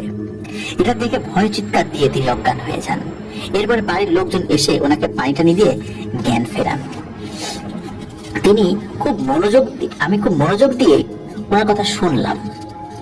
তারপর ঘাড়ের পেছন দিকে পরীক্ষা করে দেখি সেই একই চিহ্ন, উল্টো করে ত্রিভুজ। বেশ বুঝতে পারছিলাম আমি পিশাচগুলোর মাঝখানে এসে পড়েছি। দেরি না করে বের হয়ে আসলাম সেই ঘর থেকে। রাতে মসজিদে এশার সালাত আদায় করে একটু নির্জনতার খোঁজে এদিক ওদিক হাঁটছিলাম, আর বড় দাদা বা কারোর সাথে যোগাযোগ করার চেষ্টা করছিলাম। কিছু সময় পরে হামজা ভাই এলেন। সালাম বিনিময় শেষে আমি ওনাকে সব খুলে বললাম। উনি সব শুনে আমাকে বললেন, সুফিয়ান ভাই, আমরা জানি এমন কিছু হচ্ছে এবং কিছু করতে না পারলে সামনে আরো হবে। খুব তাড়াতাড়ি কিছু একটা করতে না পারলে ফারজানার ছোট চাচার মৃত্যুর মাধ্যমে শুরু হবে ওনাদের পরিবারে মৃত্যুর মিছিল। আপনি ফারজানার পাশাপাশি তার চাচার উপরে রুকিয়া পরিচালনা করেন। আপনি শুধু এই পিশাচটাকে আল্লাহ তাআলার কালামের মাধ্যমে বের করে আনেন, বাকিটা আমরা বুঝে নেব ওকে কি করতে হয়। আর ফারজানার রুকিয়া করতে আপনার সময় লাগবে, কিন্তু আপনি রুকিয়া বন্ধ করবেন না। ইনশাআল্লাহ এর মাঝে আল্লাহ সুবহানাহু ওয়া তাআলার সাহায্য ইনশাআল্লাহ অবশ্যই আসবে। মনে রাখবেন, রুকিয়া শুরু করার পর আপনার সাথেও শয়তানগুলো দেখা হবে, তাই সব সময় সাবধান। কথাগুলো বলে হামজা ভাই চলে গেলেন। আমি ফিরে আসলাম ফারজানার বাড়িতে।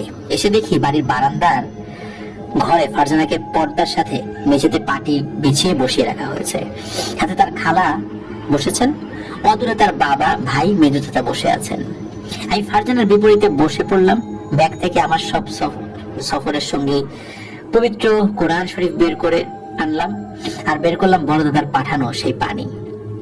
তারপর ফারজানার উদ্দেশ্যে সালাম দিয়ে বললাম, বোন, কেমন আছো তুমি?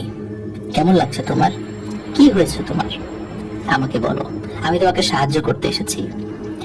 ফারজানা স্বাভাবিকভাবে উত্তর দিল, আমি ভালো আছি, আমার কিছু হয়নি হুজুর, তবে আপনার কিছু হবে, নিশ্চিত থাকুন।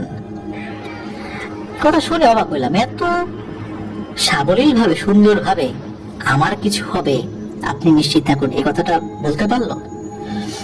মনে মনে যা বোঝার বুঝে নিলাম।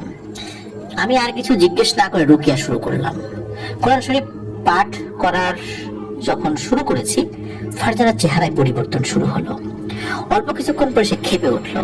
তার খালা, ফুফু, আরো কিছু মহিলা তাকে জোর করে বসিয়ে রাখার চেষ্টা করছিল, কারণ ফারজানা বারবার উঠে যেতে চাইছিল।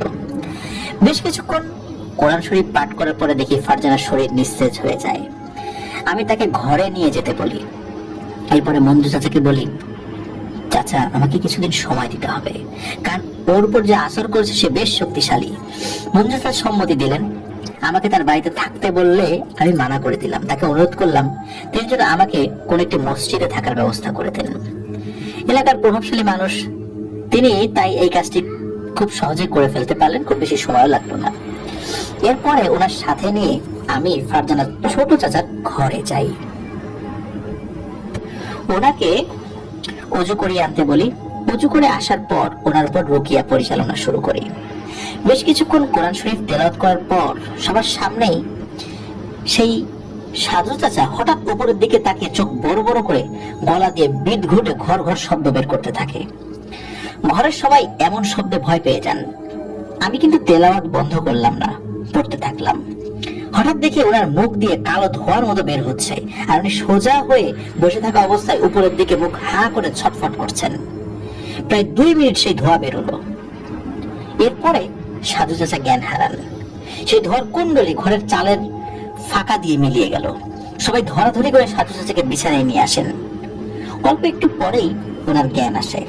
জ্ঞান ফেরার পরে আমার সাথে আনা সেই পানি থেকে একটু খাইয়ে দিলাম ওনাকে, আর বললাম, চাচা আপনি এখন ঘুমান, ইনশাল্লাহ আজ রাতে আর আপনি খারাপ কিছু দেখবেন না।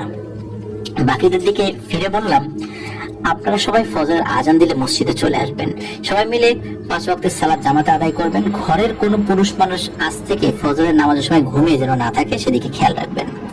আপনাদের পরিবারের উপর বেশ বড় মুসিবত এসেছে, সবাই মিলে রব্বুল আলামিনের কাছ থেকে এই মুসিবতের বিরুদ্ধে সাহায্য চান। ইনশাল্লাহ আমার আল্লাহ কাউকে খালি হাতে ফেরান না। আর কিছু আমল বলে দিয়ে আমি বের হয়ে আসি। রাতের খাবার সাথে নিয়ে আমাকে মসজিদে এগিয়ে দিয়ে আসেন ফারজানার ভাই মিরাজ। পথে হাঁটতে হাঁটতে সে বলে, হুজুর আমার বোন ভালো হবে তো? খুব কষ্ট লাগে ও যখন পাগলামি শুরু করে, আমার আদরের বোন। আমি উত্তর দিলাম, মিরাজ ভাই, আমার আল্লাহ তার মুমিন বান্দাদের হেফাজতের দায়িত্ব নিজেই নেন। ভরসা রাখুন রব্বি কারিমের উপরে। চেষ্টা করুন এখন থেকে একজন মুমিন হওয়ার। ঘরের সকলকে রহমতের পথে আসতে বলুন, দেখবেন ইনশাল্লাহ সব ঠিক হয়ে যাবে। এমন টুকটাক কথা বলতে বলতে আমরা মসজিদে চলে আসি। আমি অজু করে মিরাজ ভাইয়ের শরীর বন্ধ করে দিয়ে বাড়িতে পাঠিয়ে দেই, আর আমার ভয় ছিল পথে তার উপর কোনো বিপদ আপদ না হয়। এরপর খাওয়া দাওয়া করে মসজিদের এক কোণে বিছানা পেতে শুয়ে পড়ি। সারাদিনের পরিশ্রমে খুব দ্রুত ঘুমিয়ে পড়ি। রাত কত হবে বলতে পারবো না। মসজিদের বাইরে থেকে কেমন যেন একটা জন্তুর হুঙ্কারের বিকট শব্দ আসছিল। শুনে আমার ঘুম ভেঙে যায়। সাথে সাথে উঠে বসে নিজের শরীর বন্ধ করে জানালার এক পাটি খুলে বাইরে তাকাই। আমি দেখি মসজিদের সীমানার বাইরে কালো আলখেল্লা পরিহিত প্রায় 50 কি 60টি অবয়ব, যাদের মুখে মুখ বলতে কিছু নাই। মাথার স্থানে শুধু একটা বিশাল মাংসপিণ্ড। চিৎকারের সাথে যেটি ওঠানামা করছে, এমন কতগুলো পিশাচ মসজিদের দিকে ফিরে সেই হুঙ্কার দিচ্ছে আর আস্তে আস্তে এগিয়ে আসছে মসজিদের দিকে। সত্যি আমি ভয় পেয়ে গিয়েছিলাম, অনেক ভয় পেয়েছিলাম। আমি জানালার কাছ থেকে সরে এসে চিৎকার দিয়ে আমার আল্লাহকে ডাকতে থাকি, সাহায্য চাইতে থাকি আমার রবের কাছে। ওরা এগোতে এগোতে মসজিদের সীমানার কাছাকাছি আসতেই হঠাৎ আমার পেছন থেকে একজন বলে ওঠে, ভয় নেই সুফিয়ান, তোমাকে তো আগেই জানানো হয়েছে, ইনশাল্লাহ আমরা তোমার সাথে শেষ পর্যন্ত আছি। এদিকে এসো, আমার পাশে এসে বসো, বাইরে তাকিও না। আমি পেছনে ফিরে দেখি বড় দাদা একদম সামনের কাতারে বসে আছেন। ওই মুহূর্তটাই আমার যে কেমন খুশি লেগেছে তা আমি বোঝাতে পারবো না। খুশিতে আমার চোখে পানি চলে আসে। আমি দৌড়ে গিয়ে বড় দাদার হাতে চুমু খাই। বড় দাদা আমার মাথায় হাত রেখে শান্ত করেন এবং বলেন, চিন্তা করো না সুফিয়ান, শিকার করার আগে শিকারকে তার শিকারের ক্ষমতা সম্পর্কে ভালোভাবে জানতে হয়। যে পারে না সে নিজের শিকারে পরিণত হয়। বাইরের ওই শয়তানগুলো ঠিক তাই হয়েছে, চলো নিজেই দেখবে। এই কথা বলে আমার হাত ধরে টেনে নিয়ে নিজেও তিনি আমার সাথে জানালার পাশে এসে দাঁড়ালেন। দেখলাম পিশাচগুলো ততক্ষণে মসজিদের দরজার কাছে চলে এসেছে। আমাকে দাঁড় করে রেখে বড় দাদা মসজিদের দরজার দিকে গিয়ে খুলে দিয়ে দাঁড়ালেন সেখানে। ওনাকে দেখে পিশাচগুলো হঠাৎ হুঙ্কার এবং সামনে এগোনো বন্ধ করে দাঁড়িয়ে পড়লো। বড় দাদা শয়তানগুলোর উদ্দেশ্যে বললেন, হে কাফরিয়ানের অনুসারী শয়তানরা, কালিমা তো তোদের নসিবে নাই। মৃত্যুর আগে অন্তত তোদের নেতাকে জানিয়ে দে যে আমি তোদের হত্যা করতে যাচ্ছি। যা, এখনই জানিয়ে দে, কারণ এখান থেকেও তোরা তোদের নেতাকে জানিয়ে দিতে পারবি। এই কথা শেষ হওয়ার সাথে সাথে আমি দেখলাম চারদিক থেকে হামজা ভাই, সাদিক ভাই সহ প্রায় 300-400 জিন পিশাচগুলোর উপর ঝাঁপিয়ে পড়লো। তাদের সবাই বিচিত্র সব অস্ত্র নিয়ে এসেছেন। এই ধরনের অস্ত্র কখনো দেখিনি আমি। কেউ কেউ সেই পিশাচদের হাতের উপর ঝাঁপিয়ে পড়েছে, কেউ পায়ের উপর, কেউ মুখের উপর। মোট কথা কোনো দয়া দেখানো হলো না তাদের উপরে। দীর্ঘ সময় মসজিদের সামনে তাণ্ডব চলল। বেঁচে থাকার তাগিদে পিশাচগুলো অনেকক্ষণ লড়েছে, কিন্তু সংখ্যা এবং শক্তিতে তারা টিকতে পারল না। 3 জন পিশাচ বাদে বাকি সবগুলোকে সেখানেই হত্যা করা হয়। ওই 3টির গলায় হাতে পায়ে শেকল পরিয়ে নিয়ে যাওয়া হয়। অন্য মৃত পিশাচগুলোর দেহ তারা নিয়ে যান। এদিকে বড় দাদার অনুসারী আমাদের 4 জন মুসলিম ভাইও শহীদ হন সেই যুদ্ধে। বড় দাদা তাদের কাছে যান, প্রত্যেকের মাথায় হাত বুলিয়ে দেন তিনি, চুমু খান সবার কপালে। সেদিন আমি দেখেছিলাম রব্বুল আলামিনের সৃষ্টি করা একজন শক্তিশালী মাখলুকাতের চোখে অশ্রুধারা। উপস্থিত সকল মুসলিম জিন ভাইদের চোখে অশ্রু। আমি নিজেও নিজেকে ধরে রাখতে পারিনি। শহীদদের পাঠিয়ে দিয়ে বড় দাদা আমাকে নিয়ে আবার ভেতরে আসলেন। কিছুক্ষণ চুপচাপ থেকে বলতে শুরু করলেন, আবু সুফিয়ান, তোমার কাজ প্রায় শেষ। বাকিটা কাল আমার এক বন্ধু আসবেন, এইখানে উনি করবেন, তুমি তার সাথে থেকো। কাফরিয়ান ফারজানা নামের মেয়েটির শরীরে আশ্রয় নিয়েছে। ভালোভাবে অনেক সময় নিয়ে খোঁজ নেওয়ার পরে আমি আসল ঘটনা জানতে পেরেছি। তোমার মামা মরহুম সুলাইমান শেখ যে কাজটি করতে গিয়ে আহত হয়ে ফেরেন, সেই কাজ করার সময় তিনি কাফরিয়ানের ছেলেকে হত্যা করতে সক্ষম হন এবং তার ছেলের সাথে থাকা কাফরিয়ানের আদলে তৈরি কালো পাথরের একটি মূর্তি তিনি সাথে নিয়ে যান রফিক সাহেবের বাসায়। 2 দিন পরে তোমার মামা ভুল তথ্যের ভিত্তিতে আবার বের হয়ে যান কাজ শেষ করতে এবং ভেলাত কাফরিয়ানের শিকারে পরিণত হন।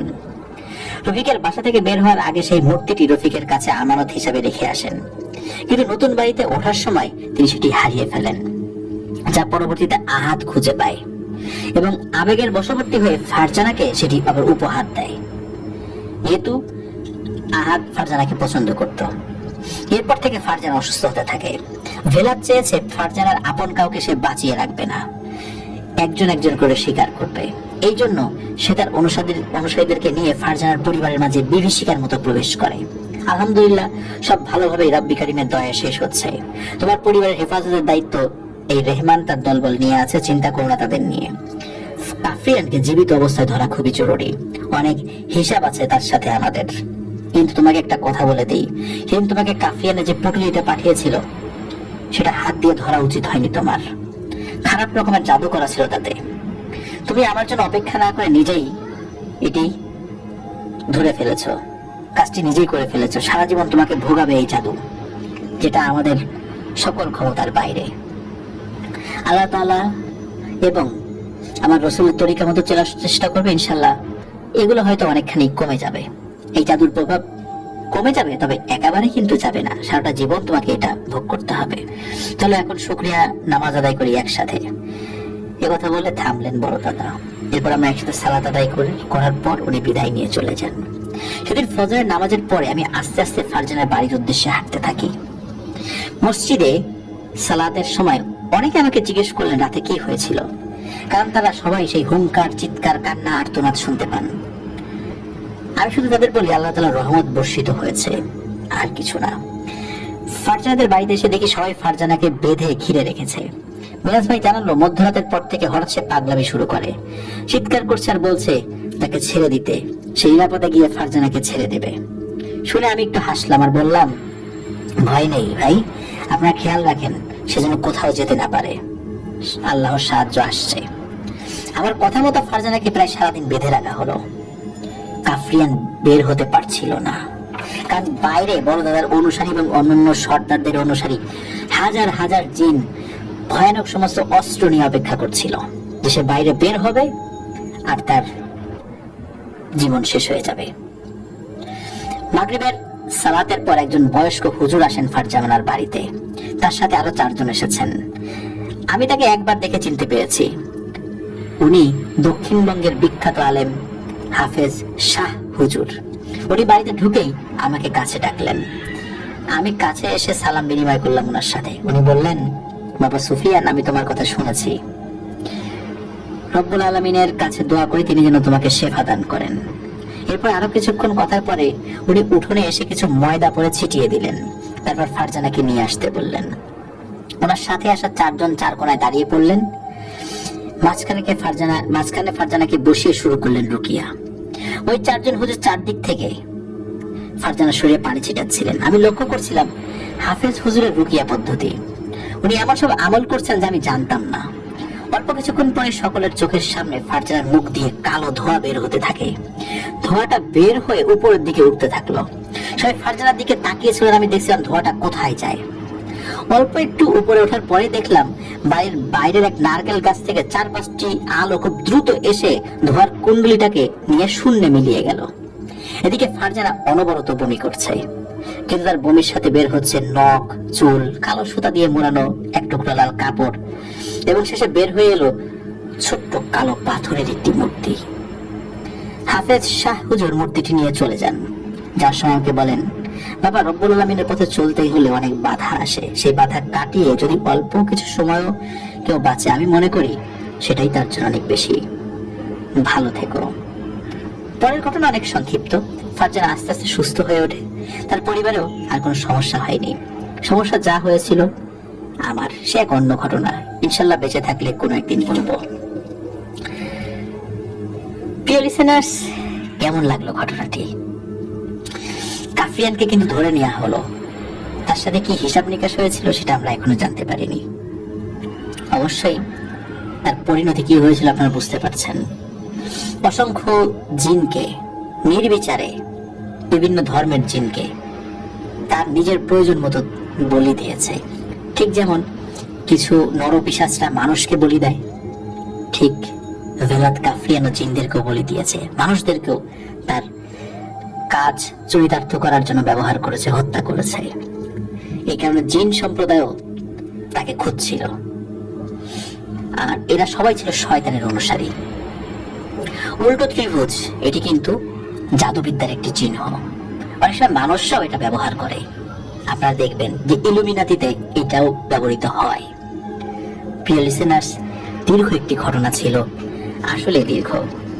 আমার বলা ভেলাত কাফরিয়ানের ঘটনাটিও আমার মনে হচ্ছে যে এখন পর্যন্ত যতগুলো বড় ঘটনা বলেছে, দিলু মিয়ার ঘটনা, তারপরে অতল পানির বিভীষিকা, এসবগুলো থেকে এই ঘটনাটি বড়ই বলতে হবে আমার কাছে মনে হচ্ছে আর কি।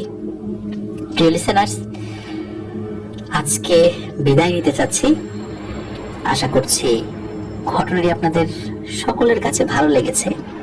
তবে একটি কথা আমার বলতেই হবে, সেটি হলো যে মহান আল্লাহ সুবহানাহু ওয়া তাআলা, তার প্রতি অগাধ বিশ্বাস যে যে ধর্মেরই হোক না কেন, সৃষ্টিকর্তার প্রতি অগাধ বিশ্বাসই পারে এই ধরনের খারাপ জিনিসগুলো থেকে আমাদেরকে হেফাজত করতে। আর সবসময় সতর্ক থাকতে হবে। সতর্ক থাকতে হবে আমাদেরকে। হুটহাট করে কোনো মানুষকে আমরা অনেক সময় বিশ্বাস করে ফেলি। বিশ্বাস করাটা খারাপ কিছু নয়, কিন্তু তিনি যদি কোনো সন্দেহজনক ব্যক্তি হন, তাহলে তার দেওয়া অনেক কিছুই কিন্তু আর খাওয়া যাবে না। এটাও কিন্তু প্রিয় লিসেনার্স আমরা মাথায় রাখবো। আর এই যে ঘটনা পড়লাম, এর মধ্যে কিন্তু অনেকগুলো শিক্ষণীয় ব্যাপার রয়েছে। আপনারা পুরো ঘটনা শুনলে শিক্ষণীয় ব্যাপারগুলো ধরতে পারবেন। আমার কাছে এই ঘটনার মধ্যে বেশ কয়েকটি জায়গা খুব কষ্টদায়ক মনে হয়েছে। বিশেষ করে একটি বার্তাবাহক জিন, সে যখন এই কাফরিয়ানদের হাতে বন্দী হয়ে গেল, নিষ্ঠুরভাবে তাকে হত্যা করা হলো। এরপরে আরো জিন, কাফরিয়ানের অনুগত সেই আলখেল্লা পরা পিশাচগুলোর সাথে যুদ্ধ করতে গিয়ে বেশ কিছু জিন শহীদ হলেন। মানুষের উপকারের জন্য এরকম জিন অসংখ্য হয়তোবা পৃথিবীর বিভিন্ন প্রান্তে মারা যাচ্ছেন। তাদের খোঁজ খবর মানুষ আমরা কেউ জানি না, জানার হয়তোবা প্রয়োজনও বোধ করি না। আমরা শুধু মানুষের খবরগুলোই জানি। আর তাদের খবরগুলো জানার কথাও নয় আমাদের, সেটা আমাদের পক্ষে সম্ভব নয়। তবে এতটুকু তো সম্ভব, আমরা যখন সমগ্র বিশ্ববাসীর জন্য দোয়া করি, সেই সাথে আমরা বলবো যে পৃথিবীর সকল জিন এবং ইনসান উভয়ের জন্য দোয়া করব। এতটুকু তো আমাদের সাধ্যের মধ্যে আছে, তাই না? এতটুকু ইনশাল্লাহ আমরা করার চেষ্টা করবো প্রিয় লিসেনার্স। ইনশাল্লাহ আগামীকাল সৌমিত্র রায়ের পাঠানো একটি দীর্ঘ ঘটনা, দ্য লর্ড অফ ডার্কনেস, এটি নিয়ে রাত 10:59 হাজির হচ্ছি। আর অসংখ্য ধন্যবাদ জানাচ্ছি সুফিয়ান হুজুরকে, যিনি এই ঘটনা জুবাইর ইসলাম ভাইকে দিয়েছেন। আর জুবাইর ইসলাম ভাইকেও আরো বেশি বেশি ধন্যবাদ জানাচ্ছি। তিনি এত বড় একটি ঘটনা উনি লিখে পাঠিয়েছেন দীর্ঘ সময় নিয়ে। আসলে অনেক সময় লেগেছে এত বড় একটি ঘটনা ওনার লিখতে। আর এটা লিখতে গিয়ে উনি কিন্তু বেশ কয়েকবার সমস্যা হয়ে পড়েছিলেন। যেমন উনি প্রথমবার লেখা শেষ করার পর, অর্ধেকেরও বেশি লেখা শেষ করার পর ওনার মেইল স্প্যামের আক্রমণে ক্র্যাশ করে। পরবর্তীতে মেইলটা আবার রিওপেন করে দেখেন ওখানে কোনো মেইল নেই। তারপরে বেশ কয়েকবার মুসিবতের মধ্যে পড়েছেন। শেষ দিকে এসে ঘটনাটি পুরোপুরি শেষ করতে পেরেছেন। আর এই ঘটনাটি লেখার সময় ওনার স্ত্রী একটি ঘটনা বলেছে, যেটি কিন্তু আমরা ঠিক এই 71 নং এপিসোডের প্রথম ঘটনায় আমরা বলেছি একটি স্কুলের ঘটনা। মূলত এই ঘটনাটি লেখার সময় আমার স্ত্রী এই ঘটনাটি ওনাকে বলেছিলেন। প্রিয় লিসেনার্স, আজকে বিদায় নিচ্ছি। আমার জন্য দোয়া করবেন, আমার পরিবারের জন্য দোয়া করবেন, আপনাদের জন্য দোয়া রইল, আপনাদের পরিবারের সকলের জন্য দোয়া রইল। মহান আল্লাহ সুবহানাহু ওয়া তাআলা আমাদেরকে ভালো রাখুন, সুস্থ রাখুন, নিরাপদে রাখুন, আপনার ওয়ার্ল্ডের সাথে রাখুন। আসসালামু আলাইকুম।